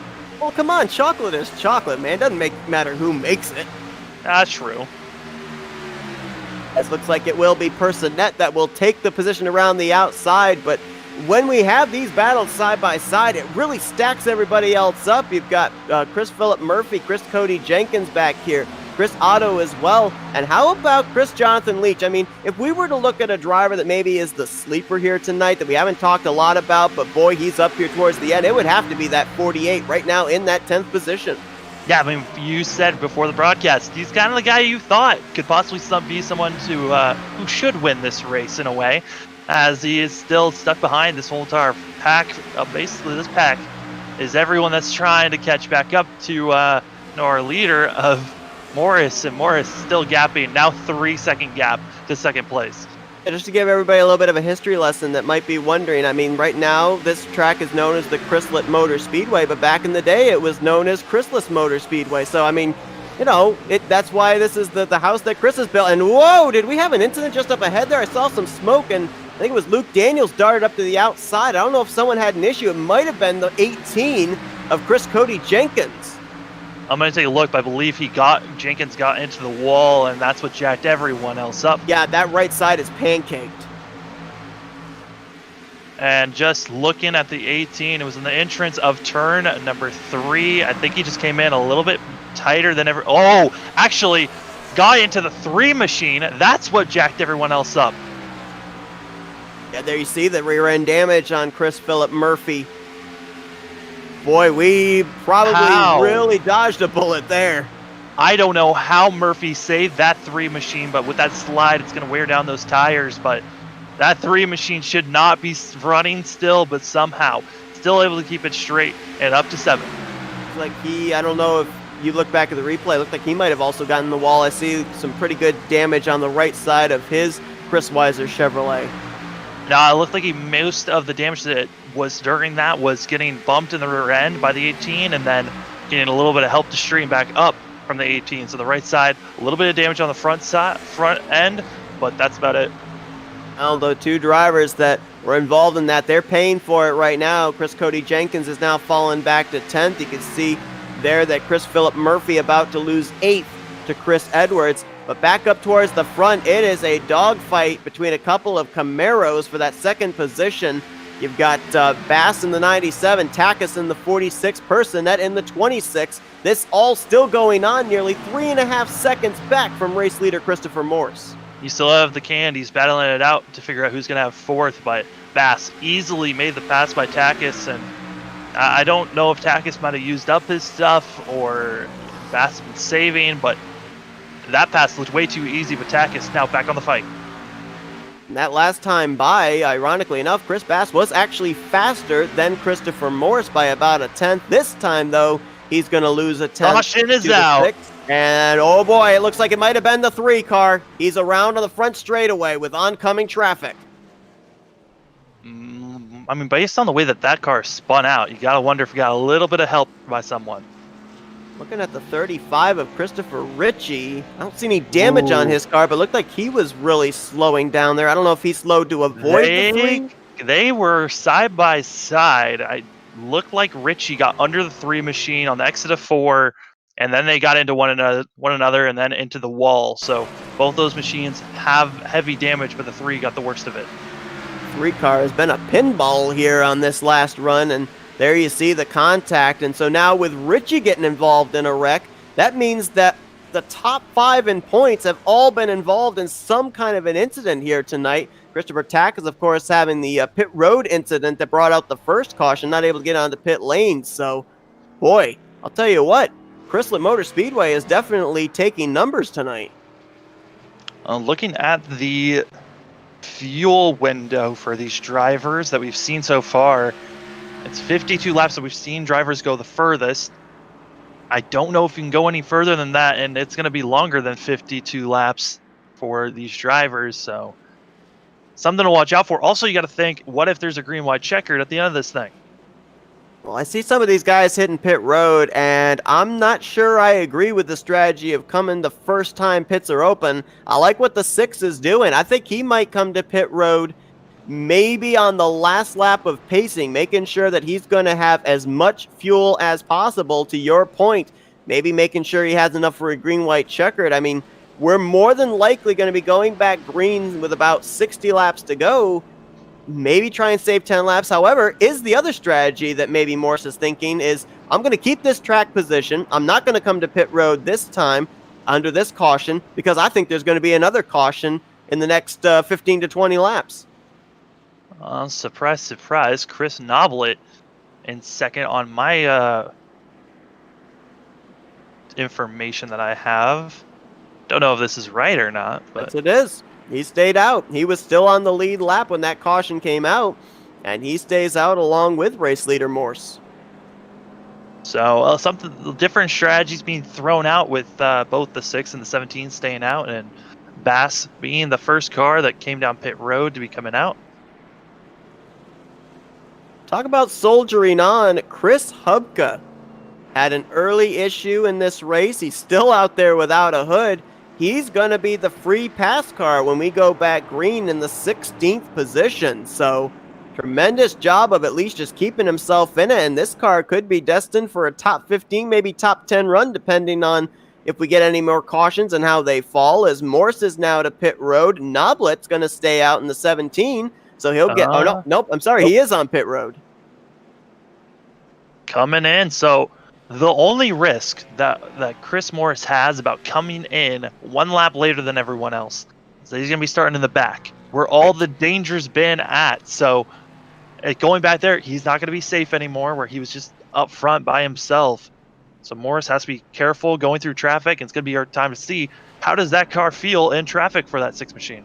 Exactly. I mean, there's only so much you can learn during the practice session, and he has spent 135 laps out in front in clean air with hardly a challenge from behind.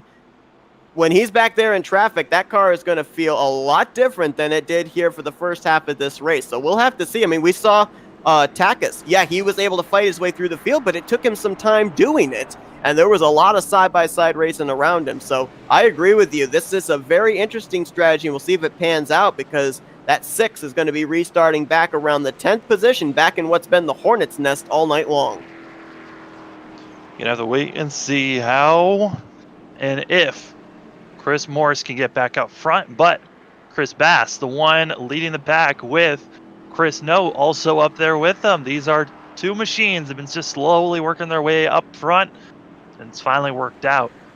Chris Josh Personette has been in the top 5, it seems like, all race long after that first caution, and you got to give credit to him. Chris R. Otto, he's someone that I think he's just slowly been there.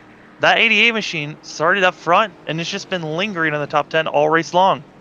Last couple of weeks, he has really been very consistent with his finishes. He was up there in the conversation for the win at Pocono. He lost the win on the last lap coming out of the tunnel turn at the Tricky Triangle. Ended up finishing in second in a photo finish. I don't remember who it was with, but the last couple of weeks he had a great run also at Dover.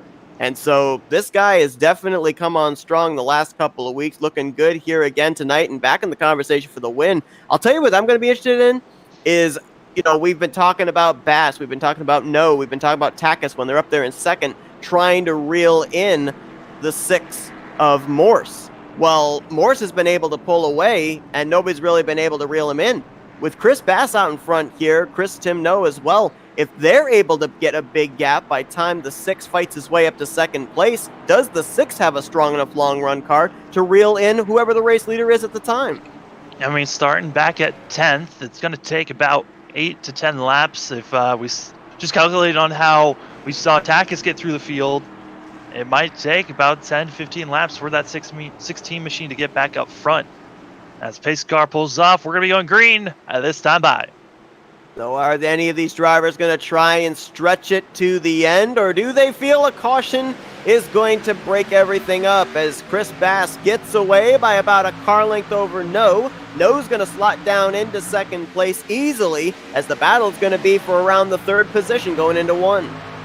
On the last green flag run, Takis had to use up all his stuff getting by. So many drivers finally get up to second. And then Bass and Takis were able to battle back and forth. With not having to battle as hard this time by for Takis, how much tire wear is he going to be using up to get up to where Bass is?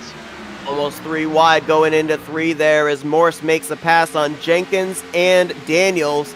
So he jumps from 10th now up to 8th in the span of a lap, sets his sights on more here as Bass, though, trying to hold off a hard charging No as well as Takis and Personette. You got 4 cars up here, maybe about 3 car length separation. Takis is pushing that 97, trying to get Bass to get going, but Takis is kind of stuck with these 2 drivers being side by side. He's either going to wait for them to get single file like they are now, or he had to wait to push it 3 wide. Now Tim No is going to push Bass down the front straightaway. He tried making that second groove work, was making some progress there, but now has to tuck in line into the 2nd position. And these guys realize they got to go because got a hard hit in the back. That was, I believe, the 72 of Chris Edwards. Caution out. Big wreck off of 2. Daniel. Oh, and it's getting even worse. As well. Also the 71 collected up of Landy. The 5 was also involved after getting onto 1 lap. Oh my goodness, so many machines in the back involved in this thing. Hard to tell from the camera angle what happened, but I saw the 72 just shoot straight up nose first into the outside wall off of turn 2, and at least 6 machines collected up in this melee all the way down the back straightaway. Yeah, the 72 got onto the apron and coming off of turn 2 and actually in the middle of turn 2 got a little bit loose. I think he actually might have been bumped by that 6 machine of Morris. See if he got a little help. Yeah, he might have. I think Morris may have gotten into the back of him, initial contact, and that car was just completely slideways through the corner. I mean, Edwards did everything he could to keep that car from overcorrecting, but unfortunately back up the track and just nowhere for some of these guys to go. And a lot of them, some pretty big names up there in the playoff standings. Landy is 14th in points.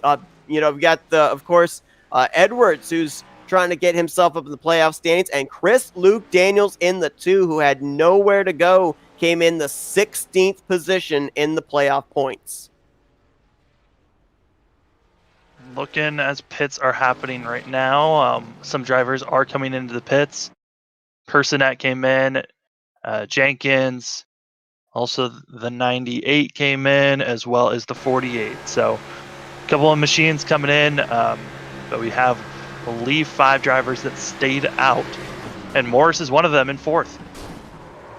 I'll tell you who was a very lucky driver there was the 18 of Chris Cody Jenkins. He was right around the vicinity when the 72 came back up the track, but he was able to avoid. We're actually going to go and look now and see if indeed there was contact between the 6 and the 72. I mean, from the camera angle we had, it looked like he did indeed bump Edwards, talking about Morse. And we'll see here if that is indeed the case going into 1.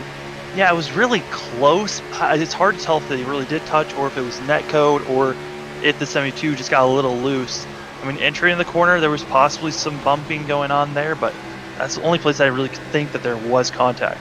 No, I'm actually, just based on the onboard, I'm going to call it netcode because it really looked like before the 6 even got to the bumper of the 72, 72 was already starting to go sideways. So I think that may have been a little bit of netcode right there. That's the power of replays for us, our initial judgment Absolutely. to seeing, hey, what is the actual truth here? Well, with that happening, Morse has now moved up into the 4th position for this restart behind Chris Bass, Chris Timno, and Christopher Takis. And if you really look at it right now, those 4 have been the fastest 4 of the evening, no matter where they've been running in the field. And they're going to get to battle it out with each other here, closing in on 50 laps to go. Something I want to throw out here, 50 laps to go. A car that's only 5 laps down right now, could be more as we keep on going. That's the 4 machine of Chris Scott. Remember, he was involved in that earlier accident, and he is still chugging along. And with all the cars that have been involved in this wreck, he could be getting a couple more positions as he's only in 21st right now. If this 4 machine can get more damage, and after this pit stop gets out there, that's another handful of positions that this 4 car can get.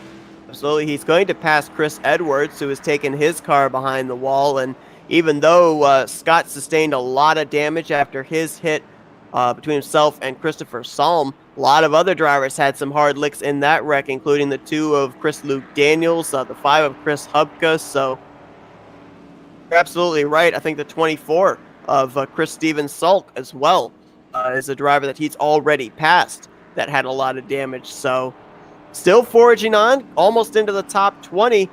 And that's why you just continue to run these laps, because you never know what's going to happen. But with that caution coming out, a lot of the drivers that were up there on the tail end of the lead lap and everything collected up in this. This now leaves us with 11 cars on the lead lap. Chris Bass, Chris Timno, Christopher Takis, Christopher Morse, Chris Jones, the top 5, Chris Otto, 6th, Chris Jonathan Leach, 7th, then Chris Cody Jenkins, Chris Roberge.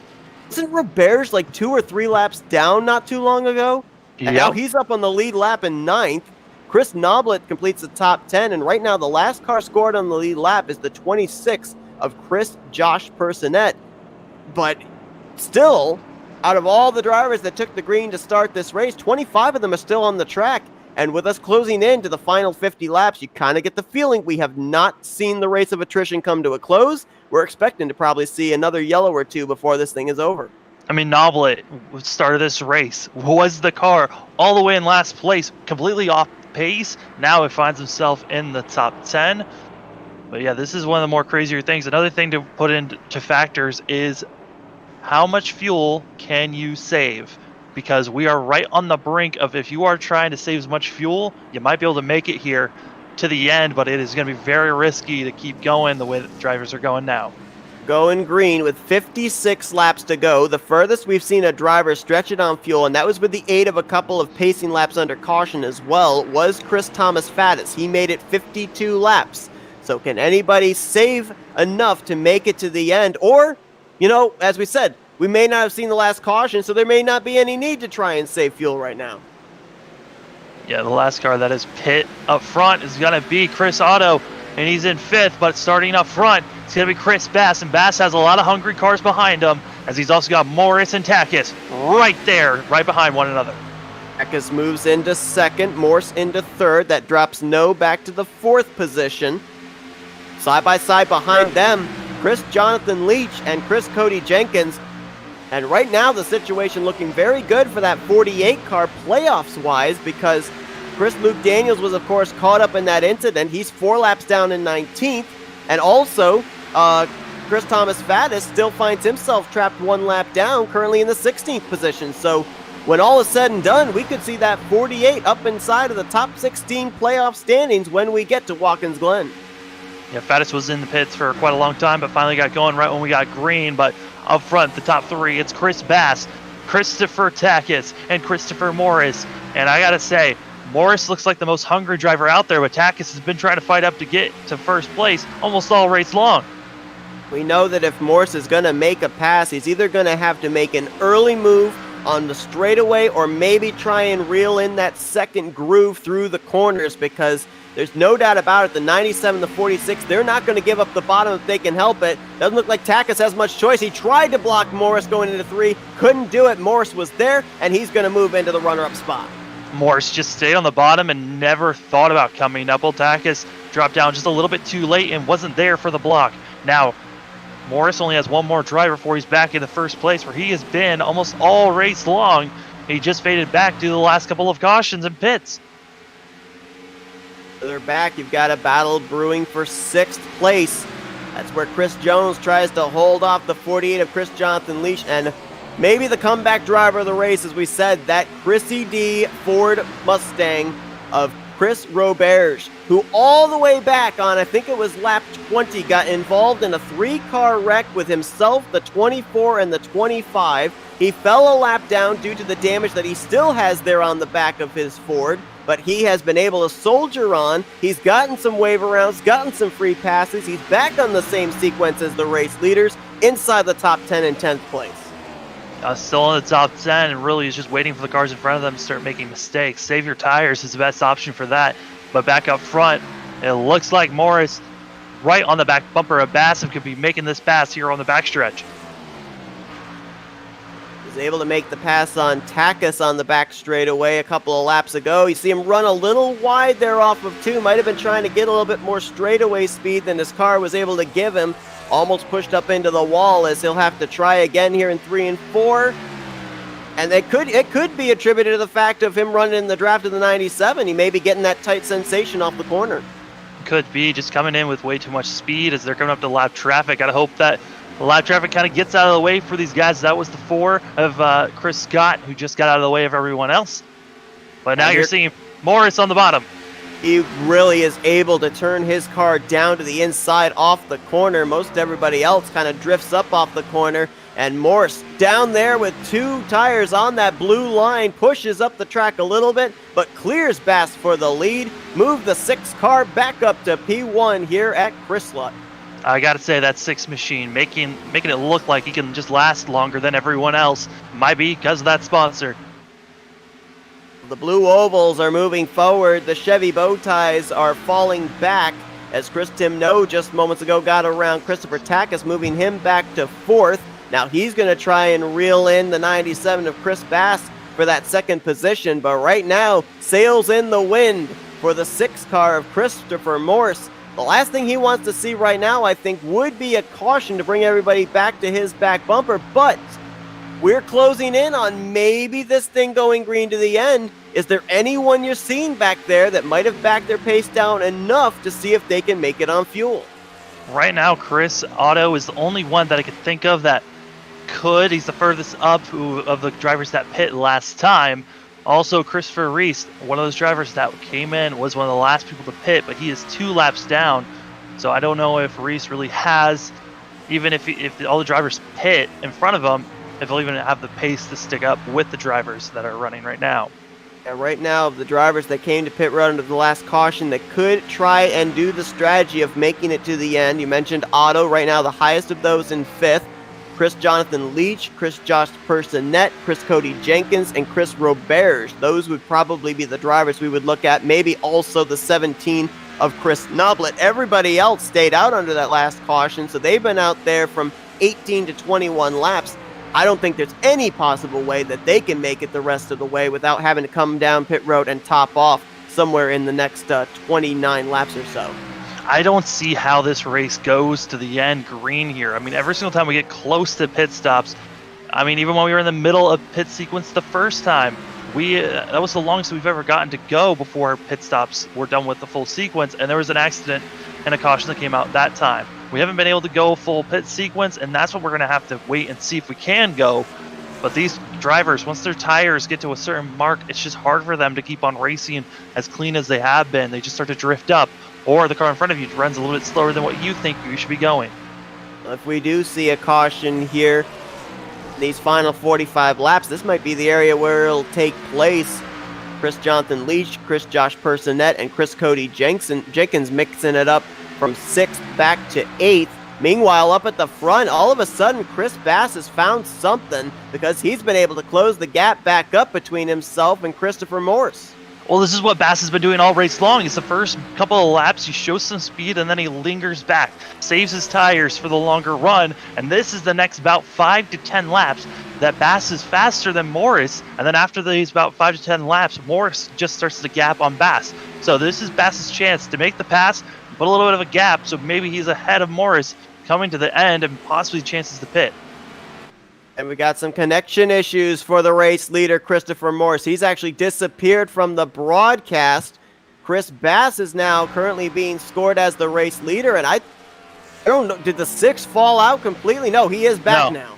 Well, I saw this earlier with the 24 car of just dropping out and being gone for about half the track and then coming back.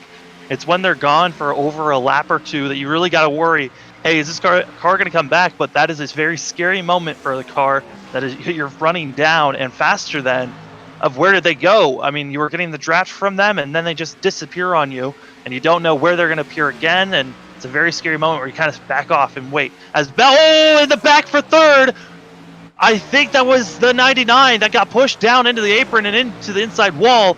They were 3 wide back there. Oh no, Tim, no.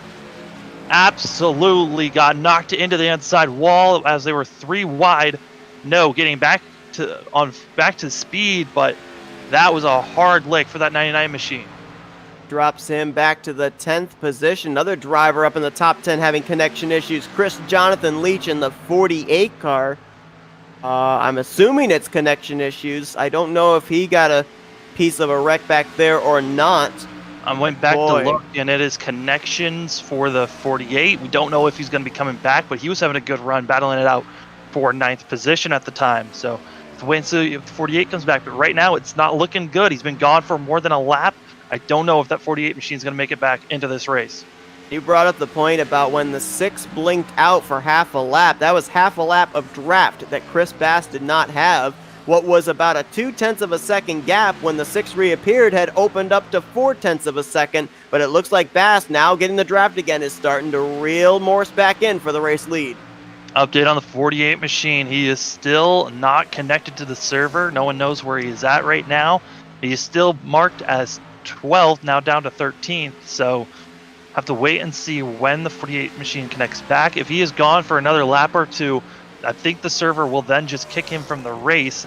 So we're hoping that the 48 machine can come back in, but we don't know when that will happen. Of course, we mentioned that he was running in a great spot up inside of the top 10. He was only 5 points back from racing his way into the playoff 16 grid. And with this connection issues here in the final 50 laps of this race, heading down the home stretch, that is a tough break for the 48. But at the same time, that's going to be some good news for Chris Thomas Faddis as well as Chris Luke Daniels, because that's going to take the 48 out of contention of knocking one of them out of the playoff 16. Yeah, the 48 machine has been deemed unacceptable to stay in the server and has been kicked out. So he is now in the pit road. He is 4 laps down. That's another position for Chris M. Scott, who will then move up another position and will be in the top 20. So there, the 90 of Newman moving out of the way. He's in 22nd place, currently 9 laps down. There's the 13 of Christopher Papa, moving out of the way. Whoa, almost got into Chris Bass there. Christopher Papa 3 laps down, but he's going to possibly leave tonight with a top 15 as he actually just made a pass as well on the pitting 71 of Christopher Landy. Moved that Crisco Chevrolet up to the 13th position for the 13. A lucky number 13 in 13th position. All he's got to do is just stay in front of the 22 and he'll have a great run as looking on leader's pitting. Leader is pitting. Christopher Morse as well as Chris Bass. They're coming down together. Bass swung around. Otto slides in fast. Otto, I think he came in a little too hot. He could be penalized for this as he was coming in way faster than our leaders. And what's funny is he actually came on the radio. I heard it and he was like, "Oh, slid my tires just a bit there, guys." So Chris Otto knew he was coming in quick, but now up front is going to be Christopher Takis up in the lead. When is he going to pit? Because I don't think any of these drivers are going to be able to make it to the end. hear what the fuel stint that they're on. It's interesting with 88 of Chris Otto coming in because he was the front runner we were looking at as a driver that maybe could make it on fuel. But with him coming to pit road, that means that maybe more than likely all the drivers that pit under the last caution still feel they can't make it.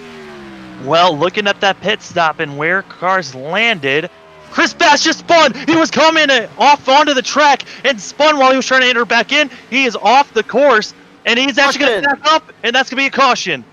Caution's going to come out here, closing in on 30 laps to go.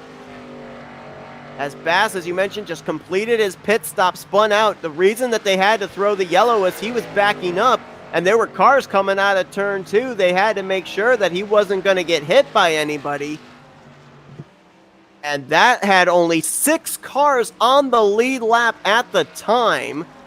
Obviously, a couple of these guys are going to probably be able to take the wave around, but this also means now, Sam, everybody, whether they come to pit road here under this caution or not, of those that have already pitted, those that still have to pit, everybody's going to be good to go on fuel now. Everyone's good to go, but the cars that need to take wave arounds, which is going to be Chris Morris, Chris Otto, and Chris Bass, they will be starting all the way in the back. So that is crazy to see. And with the fact that we've still got, 23 cars in this race, that means they're restarting 21st, 22nd, 23rd on this restart. I'm looking to see, but I think a car that came in right before the yellow, took a kind of a splash of fuel, is going to be Josh Personette. I'm seeing if he's took tires at all during this stop, because he had one of the shortest pit stops out there. He had about a 6.1 second pit stop, so that would say to me maybe just fuel only. Yeah, that was just a splash and go. His tires never came up, so to wait and see if he's going to come in and get fresh rubber or not. But he's going to be the one car that does not need to come into the pits. He'll be starting in first, while everyone else is going to be coming to the pits getting fresh rubber. So Josh Personette, someone to watch out for, as he could possibly get a good finish due to the fact of all the other machines have to drive through all the lap traffic. For Morse and Otto, they're going to have to fight their way up there through the field if they take the wave around, which I believe they did. That's one thing they have to worry about. For Chris Bass, though, I'd be worried about 2 things. Not only do you have to fight your way through the field, but he made some pretty extensive contact with the left front into that inside wall. That's going to definitely affect the handling of his race car and maybe affect his speed as well. Yeah, the left front is where you do not want to be hitting the wall, maybe into the body, but if you're messing with the front end of these machines, it is a good way to mess up your steering and any other damage. Starting to see if who's coming in and who's not. And I kind of surprised, but at the same time not. Chris Bass coming in to get that damage repaired. Just Josh Personette going to give up the lead as well, obviously, only taking fuel on that pit stop. He wants to make sure he's not at a tire rubber deficit of everybody behind him. And also with the fact that you've only got about 7 cars that are currently on the lead lap that would be starting up there at the front, you're not really losing that much in terms of track position. Looks like the 6 of Christopher Morse is also on pit lane. He's going to either top off or maybe take tires himself. This is going to turn the lead over to the 46 of Christopher Takis. Takis, who's been looking strong, and this time he's going to be starting up front with the 18 machine below him. And Takis, this whole entire time, seems like every restart he's battling with someone to try to get up to the top 2. This time he'll be starting in first, getting the restart that he wants to have, and possibly could start gapping on the cars behind him.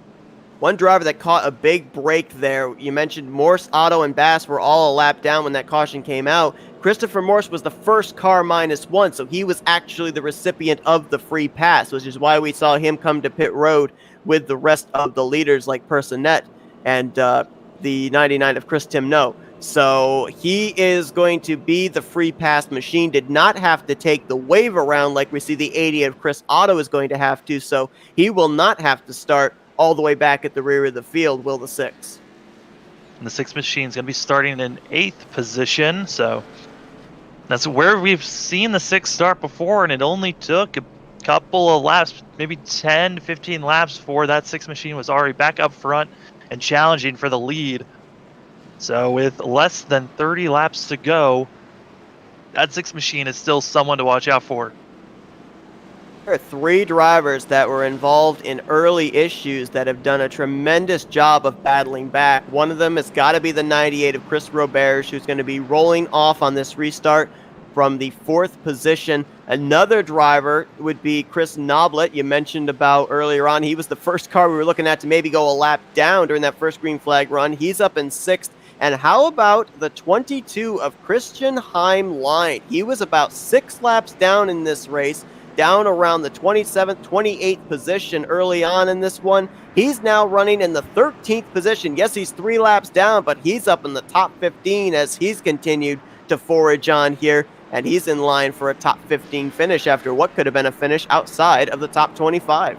Yeah, I mean, that 22 machine started off really rough. Part of that first accident where we were also seeing the 98 involved, and a lot of cars involved in that quick incident that wasn't a caution, but now they're now running. Not enough damage to take them out of this race. They're still running and still trying to get as many points as they can. As pace car is off, we're going to be going green right here, and it's going to be, honestly, I'm expecting another caution just because of how racy these guys have been getting here at the end of this race. It's 5th and 7th in points, side by side there, Takis and Jenkins to get us underway here with 29 laps to go, and Chris Jones making a forge to the inside in that Chris Spice Ford. He's going to go into 2nd place as Takis sets sail. Takis is taking it off, and it looks like Chris Jones trying to block everyone that he can, but he's got a lot of hungry machines behind him, and one of those is the 6 machine who's stuck on the high side, not really able to make as many moves as he wants, but has moved up 2 positions, up to 6th. We've seen drivers test the look of 3 wide all night long, but nobody's really been brave enough to do it. Well, that last time by, Chris Bass was 3 wide down the back straightaway. Whoa! Oh, 6 into the wall, saves it. He looked like his car just broke in the middle of the corner. It launched him into the wall, and that could have been disastrous for the 6 machine, only dropping back to 7th, but that is still not what you want to see, as that was one of the best cars at the race. But up front, Takis pulling away up to a 2nd gap on 2nd. Maybe had the cleanest car all race long. Well, that's gone, as now Takis continues to pull away, has opened up about a 2nd between himself and this 4-way, 5-way battle for the 2nd position. Jenkins, Personette, Jones, Roberge, and No all in this mix. Personette, someone that had to come in, was one of the last people to pit, so he's got 1 lap fresher tires than everyone else up here. So that is something to think about, as everyone else's tires are going to go away 1 lap, and Personette's will stay, but Takis now up to almost a 1.5-second gap on 2nd, and he's only gapping him more and more each lap. Takis up front, not having to really worry about passing cars, saving his tires to the most of his ability. This Cody Jenkins, though, has a fast car on the top side. I remember midway point of the race, it looked like he couldn't hold the bottom. Well, he seems pretty comfortable up there, as we almost had a wreck. Contact there for the 5th position between Jones and No. That brings Morse into this mix as well. 3 Fords mixing it up for a spot inside the top 5. Morrison's stuck behind these guys that are too wide and really wanting to get by them as fast as possible, but they're really staying side by side. But now, No, able to get by Chris Jones, and now we're starting to see if Morris has the speed and has enough time to try to catch up to Takis, as he's still got to get by a lot more machines, as he's only up to 6th. Josh Personette stepping out of line there as he was trying to make a move on 2nd on Chris Cody Jenkins. Couldn't do it. Still nose to tail, though. The 99, the 6, the 33.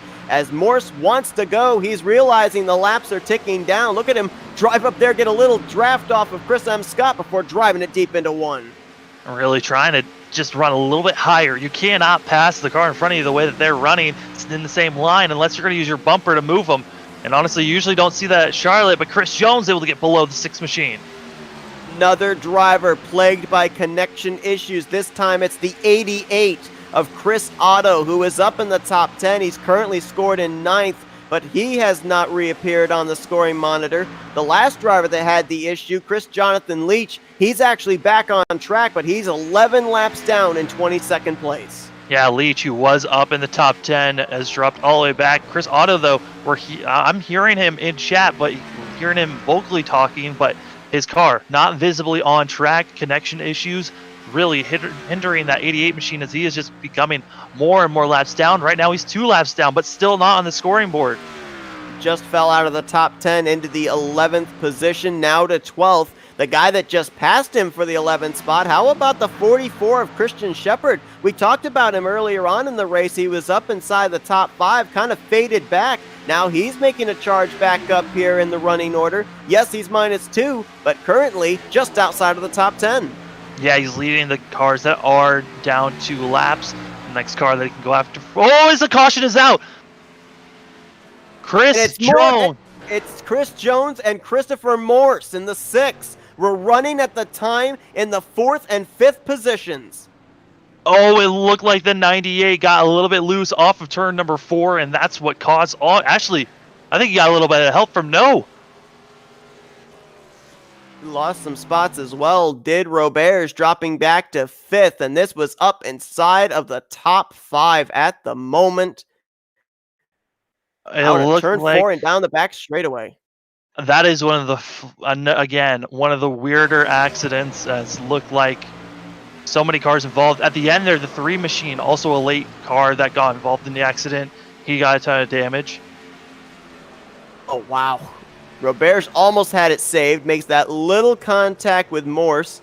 Morse has it almost saved, and then when Roberts comes down and clips the right rear quarter panel of Jones, Jones back up into the 6th, and it was on from there. All of these drivers that were coming to the end here. I mean, we're now less than 20 laps to go. You hate to see the way that this goes. I would imagine a lot of the cars that are probably from 3rd on back probably could come into the pits, as there's only, right now before the waiver round, 7 cars on the lead lap, and it looks like everyone is coming in. Free pass machine, I believe, will be the 97 of Chris Bass, and another driver that may have gotten a piece of that wreck was the 22 of Christian Heimlein, as I couldn't tell if he maybe was saved by netcode perhaps going through the 33 of Chris Jones or not, but if not, then he got a little piece of that incident, as we're looking here at Christopher Takis on pit road. And to your point, I mean, right now, just looking at the drivers that were involved in that wreck, we've got maybe about 5 drivers up to speed that are on the lead lap. I mean, if that at this point. I mean, who knows if the 98 really it doesn't have too much damage. Chris Bass, who just got on the lead lap, he has a slight damage for when he spun out, exiting and having, I believe that was 2 cautions ago. I think the craziest thing, though, is that Christopher Morris has disconnected from the race. He is fully out of this race. Also, Chris Otto not able to get back into this thing. He has now disconnected back on 18th, but could be losing even more spots, as Chris M. Smith could possibly be gaining 2 more positions due to the cars that have had damage. He's only got 1 more lap before he would be able to take 18th away from Chris Otto, and we're going to be going back green with, you know, maybe about 15, 16 laps to go. That's plenty of time for Chris M. Scott to turn enough circuits to bypass Christopher Morse, which would move him up to the 17th position as things run right now. Mentioned the fact that the free pass car was Chris Bass. It looks like we do have a driver. Never mind. I thought maybe the 62 of Christopher Reese was going to take the wave around. He is not. Right now, he and Christian Shepherd are 1 lap down. They'd love to see a couple more cautions here to get back onto the lead lap. But as this race is turning into a race of attrition, and we're starting to see a lot of drivers out of the race here and disconnecting, does that, in your mind, mean that we're getting closer to fewer and fewer chances of cautions coming out here when we close in on 15 to go? Just because of how racy these guys are, I mean, it would be nice to say, yeah, there won't be any more cautions, but it's hard to say. These drivers have been getting pretty racy here at the end of this thing, and it makes sense. We're getting close to the end of this race. It's been a long race. We're coming close to the end of our 200 laps that these drivers ran, and I don't expect them really to back off anytime soon. Try to get this win, but Christopher Takis, I don't think there's anyone that can really get close to him. Maybe Chris Bass, but Bass has to use up a lot of his tires to try to get by all the cars in front of him. I mean, Chris Cody Jenkins has a car that's running pretty well on the second groove, but he just doesn't seem to have the speed that the 46 does, as we see the 7 car going around taking a wave around of Clifford Corvo. Give him a shout out, as he was many laps down early on in this race, was outside the top 20. Right now he is 4 laps down in the 15th position, carrying the race logo sponsorship there on the hood of his Chris Cola Ford Mustang. So, you know, a lot of guys here that we look in the running order, and yes, they're -1, they're -2, they're -3, even some of them are -6, but they've had an adventurous day and really had to come back. And, you know, it doesn't really matter how many laps you're down. It all depends on where you're running in the finishing results. And a lot of these guys that could very well have been destined even for the garage area are going to be leaving here tonight with top 15, top 20 runs. Yeah, I mean, getting into top 20 run after some of the ways that these drivers have had accidents. Yeah, you got to be proud of yourself just by running out there. Yes, your car's running slow, and it might not be the races you wanted, but just by staying out here, proving that a lot of strength in these guys and wanting to get as many points as possible, and really setting themselves up for a better finish at the end of the chase and getting into the playoffs. A driver right now that is in line to have a great points day is Chris Roberge. We've already documented the up and down race that he's had, but he's 3rd in points coming into tonight's event. 23 points back from the points lead. So he's going to have a good night with the fact that Chris M. Scott has been struggling tonight with his damaged race car, and Christopher Tate, the 2-time winner, is out of tonight's event. But the way they line up when we go back green with drivers on the lead lap, it's Christopher Tackus, the leader, Chris Cody Jenkins 2nd, Chris Josh Person at 3rd, Chris Timno 4th, Chris Roberge in 5th, and it's Chris Knoblich, Chris Bass, and Chris Jones. 8 drivers on the lead lap with 16 to go. 16 to go, and that's still a lot of time. I mean, Tackus has been good for the first 5 to 8 laps, and then after that, it seems like Bass has the fastest car. Bass has to work his way through up so many machines, as he's going to be at 6th right now, but Tackus going to be pulling away already up to a half a second gap on everyone else. We've seen that Christopher Bass is really good on the long run, but that was before he sustained that left front damage after spinning off of turn 2 and getting to the inside wall. So has that affected his long run speed at all? We'll have to wait and see, as he's still having to deal with Roberge trying to clear for the 5th position. Right now, the only cars that are single file and not side by side on the lead lap, it looks like it's our front 2 of Tackus and Chris Joshua Personette. And Chris Josh Personette, really a driver that has been trying to get up front, trying to show some speed, and he has found something, because off of turn number 2, he crushed the interval. I mean, he gained about 2/10 on our leader that time by. You know, with the fact that this is a 1.5-mile racetrack where a lot of drivers set up for the long run, there may be some of these guys that we saw kind of running conservatively, trying to save their stuff. We haven't really seen what they've got on the short run, and Personette could be very much one of those drivers, but I think he may have gotten really loose off of 2. They're 3 wide. Personette tried throwing a block there on No. I think he got loose off of 2, lost a lot of momentum. No, with a full head of steam, was not going to be denied. He went down to the apron to take the 2nd position. Personette going to battle back. The biggest loser out of that was Chris Cody Jenkins, who was on the outside of that 3-wide situation. That faded him back to 5th. Well, we talked about how he needed to pass some cars and get up here, and that's Chris Bass. He is up to 3rd, right on the back bumper of Chris Josh Personette. And honestly, they have a chance, but Bass needs to get by Personette now if he wants to go after our leader, but our leader has no one to worry about, and now is up to a 1.5-second gap on 2nd place, as you see the 2nd place being side by side. Don't forget, folks, that this is not a super speedway. That blue line is just down there to tell the drivers where the transition from the racetrack to the apron begins and ends. It is not an out-of-bounds line, so with that move that Christopher No made to the inside there, Chris Tim No to the inside of Personette, was completely legal. There is really no out of bounds here. There really isn't, with Bass now ahead, and how the Personette now can focus his sights on trying to gain on our leader. Running faster than the leader that time was Bass. He's actually closed what was about a 1.5 seconds down to a 2.4 seconds. He's also got Personette, No, and Jenkins lined up with him. I'm not really sure, though, if running in a line, you know, as opposed to at a super speedway, obviously you're going to produce a lot more speed and reel in the car ahead. Not really sure that you get that kind of a benefit here at a mile and a half. I mean, it helps a little bit on the straightaway, but then you got to think of your entry. You're going to be losing a little bit of time, but that time by, still Bass running faster, but running out of time with 10 laps to go. And the way that they are gaining on our leader, they're going to be 2/10 off of being on the back bumper of our leader, not even having a chance to make a pass. He's gaining about a tenth a lap.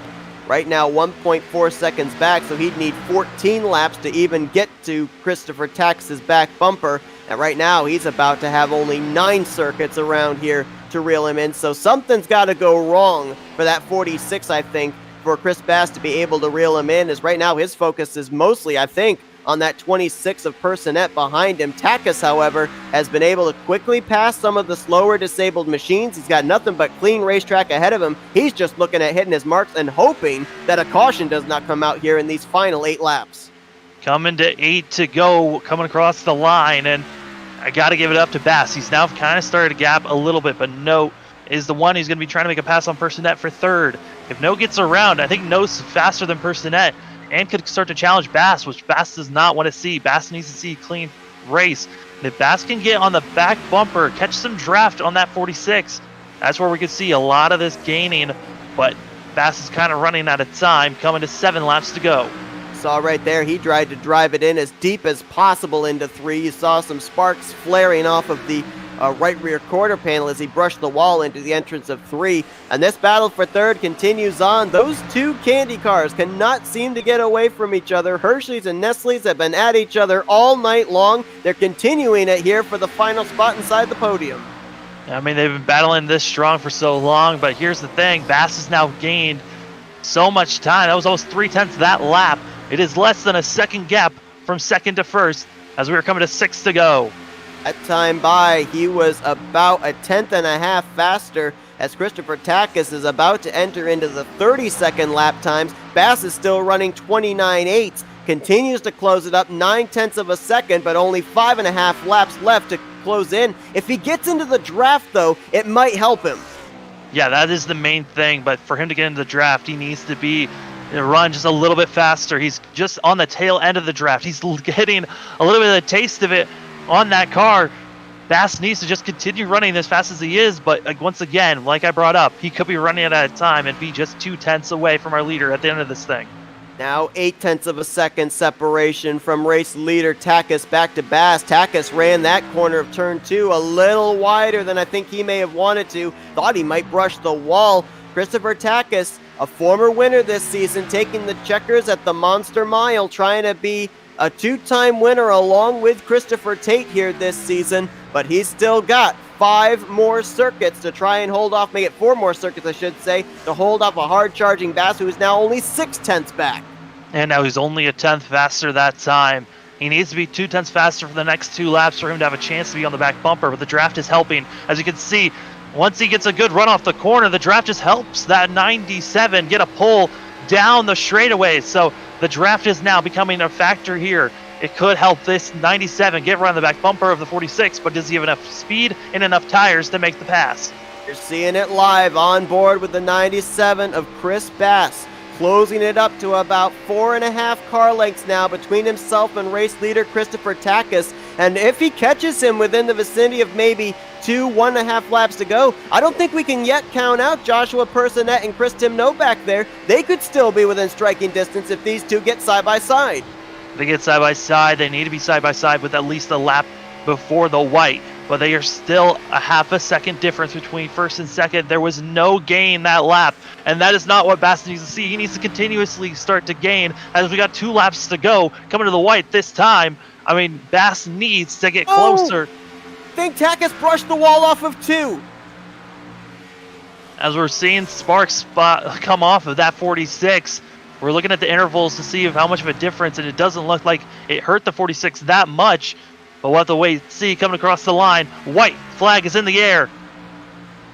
1 more lap to go for Christopher Takas, trying to put the National Chris Chevrolet Camaro in victory lane here, running those 2008 colors that Dale Earnhardt Jr. made famous back when he ran with National Guard and Amp Energy as his sponsors. He looks out his rearview mirror, still half a second back to Chris Bass. 2 more corners for Takas.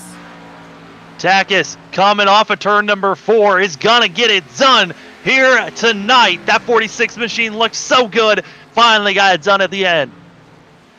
Christopher Takis, let's go back all the way to the beginning portions of this race when Christopher Takis brought out the first caution of the day, almost missing pit road entrance. Fast forward now, he takes the checkered flag, and he'll definitely make sure he makes pit road entrance this time as he makes the left-hand turn to victory lane. Takis started off giving us the first yellow. Never would have thought. I mean, he scraped the wall so hard on that first yellow, you didn't think he was going to be there. Then also talking about Bass, he was part of the caution 2 or 3 cautions ago. Coming off of the pits, he brushed the wall and caused the caution. Both our top 2 drivers having issues, but able to get it done in the end. What a great run and a great race here in the Chris Cup. Mentioned that Christopher Takis won the Dover race. That was not broadcasted on Flat Out Racing Network, but I can tell you now that our 2 multi-time winners, Takis and Tate, have won at least one of their races sponsored by National Chris. There may be something in that. There might be. I mean, we're not going to say that there's any tampering, but man, we will say there is some great racing here in this league. Absolutely, as it came down to the wire there. Really ironic, too, if you think about it, because the first half of this race was really dominated by the Fords. You, of course, had Morse out there. You had No up there as well. A lot of your front runners were those Ford Mustangs. And here at the end, top 3 swept by the Chevy Camaros. Got to give it up to Personette in third, able to hold off the Candy Machines and really able to solidify that third place finish. A great run for Josh Personette. It was just overall a great run for all these drivers. And I think the most disappointed driver out there has to be the 6 machine. Getting wrecked there at the end. Christopher Morris looked like the most dominant car out there, but just couldn't get it done. Luck ran out for the 6 machine. But for the first half, very dominant for the 6. And if you look down here outside of the top 10, one driver that probably is going to have a big smile on his face with a 13th place run is Chris Thomas Faddis, because he came into this race 2 points behind Chris Luke Daniels, who did not finish in the top 20. Daniels finished in 24th, so I believe that the 2 drops out, the 12 moves in to the current playoff standings.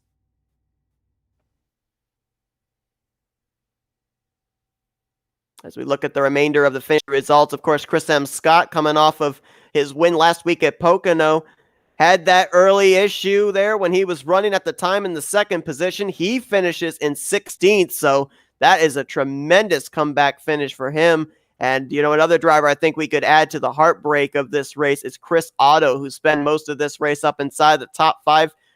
He had those connection issues late, and obviously, as a result, finishes back in the 22nd position.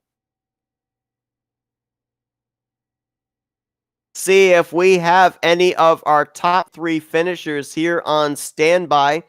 And I believe we do. Let's kick things off with 3rd place finisher, Josh Personette. Well, Josh Personette, I mean, you bring it home 3rd place here tonight. You were up there as high as 2nd in the closing stages of that race. Was there anything you had maybe that you could have done different on that restart to keep touch with the 46? Maybe get a little better restart. I let him get out a little bit, and then I was trying to play catch up.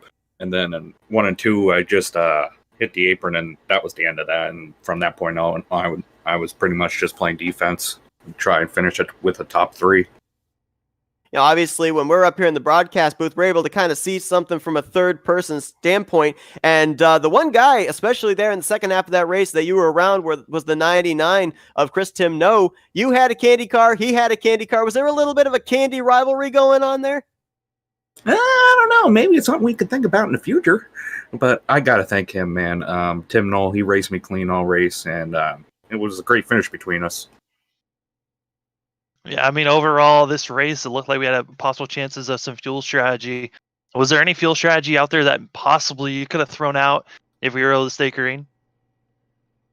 Man, right before that last caution came out, I was literally on pit road just doing a splash and go. I was going to try and stretch it to the end because, you know, it's my first race, see what happens. I'm not really going to be in playoffs, so just gamble and see what happens. And caution came out, but luckily I was able to stay on the lead lap and get some fresh tires and still had a good finish with P3. Absolutely. I mean, you worked your way up into the top 10, then the top 5, and just solidified your way there through the entirety of that second half of the race. So a tremendous run for you here in your debut. And we're going to let you do some shout-outs now. I just want to thank everybody in this league. It was my first race. They welcomed me with open arms. I want to thank you guys for doing the broadcast. I know you guys from the lead side, and you guys always do a fantastic job. And I want to thank my boys at PRM. All right, that's Chris Joss Persson. That brings it home in his debut. 3rd place here tonight at Chrysler Motor Speedway. Congrats on an unbelievable finish inside the podium. Thank you. Thank you. And let's bring in the hard-charging Chris Bass, who got oh so close, came up half a second short.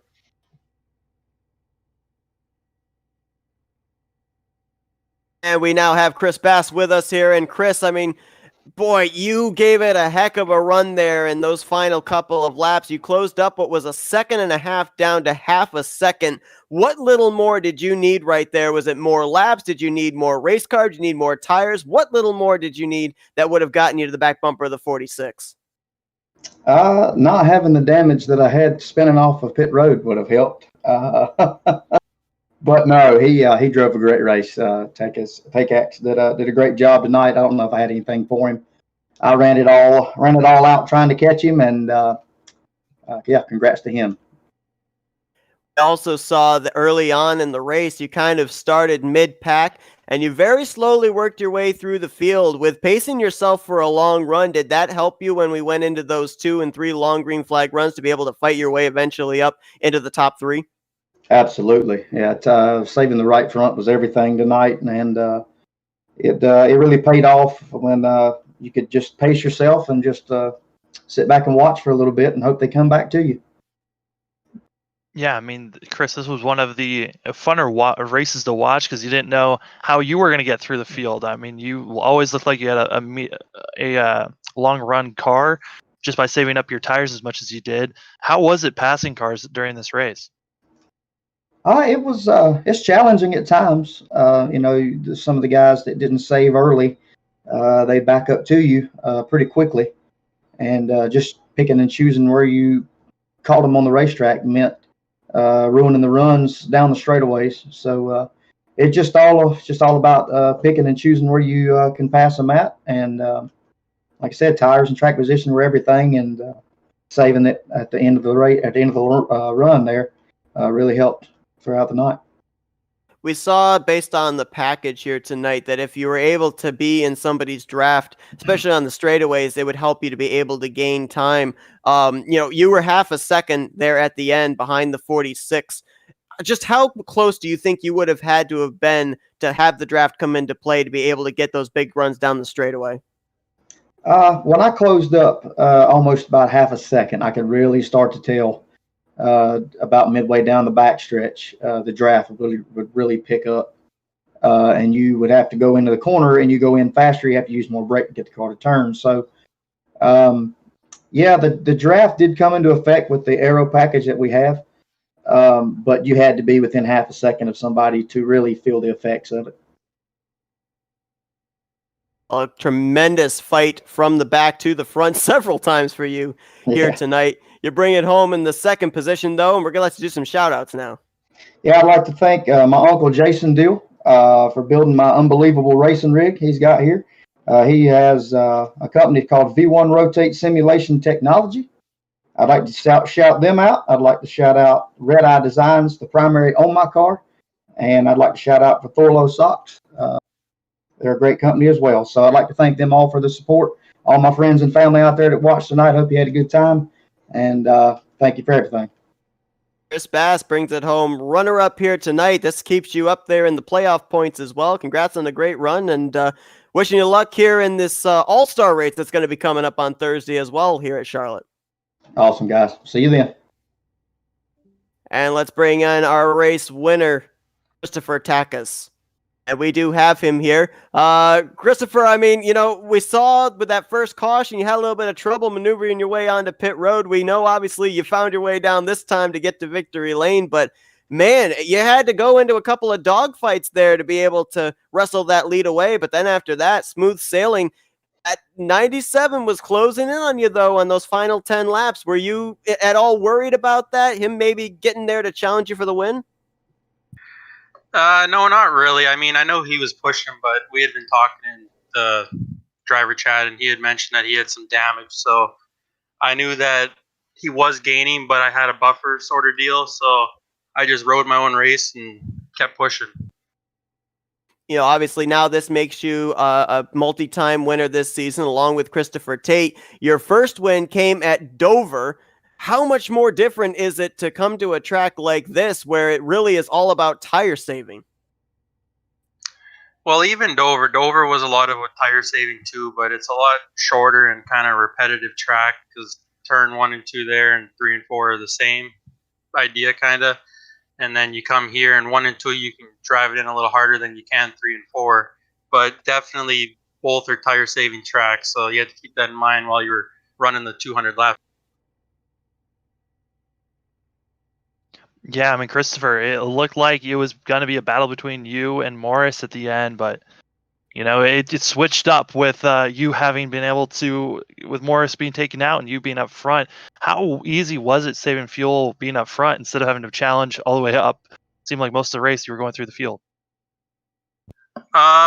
Most of the race here, fuel wasn't really the issue. It was more or less tires, but on that last pit stop for caution there, I ended up only taking 2 tires because I thought a lot of the field was going to do the same since we only had like 10 or 12 laps on our tires we were on. So I went with 2 and everyone else ended up taking 4. So I do think that played into how Bass was able to reel me in a little bit near the end there. That's actually a very interesting point that we didn't actually know about. Another thing that I wanted to ask you as well was we saw a lot of drivers really on the long run kind of push up off the corner, and it was hard to tell, but it looked like maybe on the last 2 or 3 laps, your car was starting to push up there off of turn 2, getting really close to the wall. Was that just because of the fact you had those older 2 tires, or was that you trying to gain as much back straightaway speed as you possibly could off of 2? I think the tires did come into account a little there. I mentioned to Bass that I did feel some damage in the car. I don't know if it was from prior incidences. I ended up getting it all fixed, like my optional damage, but I noticed in the corners it was really lugging down, so I was trying to get as big of a run out of the corners so that it was most effective down the straightaways because I didn't want it to lug down too much and let him catch up. Well, obviously, with your second win of the season, this is definitely going to solidify you into the playoffs when we get to that point. But for now, we're going to let you do some shout-outs. Yeah, so first off, I want to thank National Chris. We unveiled a new paint scheme this weekend. I'd like to thank Top End Graphics and CTAC Photo and Design for coming up with that. Some other sponsors I have are Performance Mobile Marine, Ryden's Gas, and then obviously Tackus Motorsports. I can't say enough about all the guys back at the shop. They put in a new fresh bullet for this weekend. I think after coming off a win here, we might be able to throw in another one for the All-Star race coming up, but can't say enough about everyone here. Thanks, Chris Jones, for throwing on the series. All the other Chris's, it's been a blast. Well, it was a blast for us to watch, no doubt about that. That's Christopher Tackus. He brings it home P1 tonight at the Chrysler Motor Speedway here tonight in the inaugural Chris Cola 300. Congrats. Go enjoy your win. Thank you. Me and the boys will celebrate tonight. And so that's going to conclude our coverage here tonight. The 6th race is in the books for the cNASCAR Chris Cup Series. So far, 6 races, 4 drivers have gone to victory lane. Christopher Tackus joining Christopher Taze, the 2-time winner, Daytona winner Chris Adam Tevis, and Pocono winner Chris M. Scott. They have all, at this point, solidified themselves spots into the playoffs. However, this is a very unusual series as well in the fact that I believe it is either 15 or 18 regular season races and then only 5 playoff races. So easy to make your way into the playoffs, but difficult to make sure you're going to take home that championship. Yeah, it's really difficult for these drivers, and it's going to make it interesting when playoff time comes because you got to continue with consistency and really try to be the driver that's on top most of those races. Also, just want to point out as well to everybody that Flat Out Racing Network will this Thursday be carrying as well the Charlotte Duels here for the cNASCAR Chris Cup Series. Back here at the Charlotte Motor Speedway, May 21st. Sam, you're going to have the call there with Bronson. I mean, we saw what they're like here tonight with points on the line. I think you probably are really excited for what we're going to see with no points on the line this Thursday night. Yeah, I'm excited to see what some of these guys are going to do. I mean, a lot of them saw what having damage on their cars is going to do, and I'm excited to see if Morris can come back and rebound and try to win here at Charlotte, as he was the fastest car tonight, but unlucky, and maybe luck will be on his side for this next time.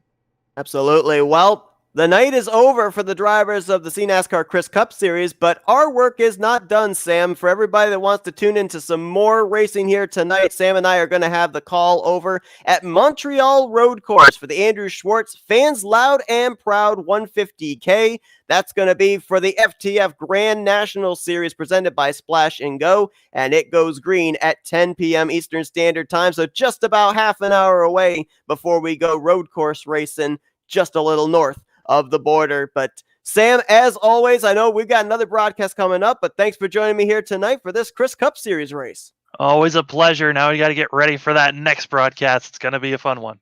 Absolutely. And of course, we look forward to our regular two Chris Cup Series commentators, Logan Brakey and Carlos Zimmerman, getting back into the booth. I think they're both going to be here with you guys next week, next Saturday night for the Watkins Glen race. Actually, nope, make that 2 weeks from now, as Watkins Glen will be on May 30th, but they will undoubtedly have the call there. But thanks everyone for tuning in to tonight's event here from the Charlotte Motor Speedway. For Sam Dyer, I'm Seth Cole. You've been watching another broadcast courtesy of the Flat Out Racing Network.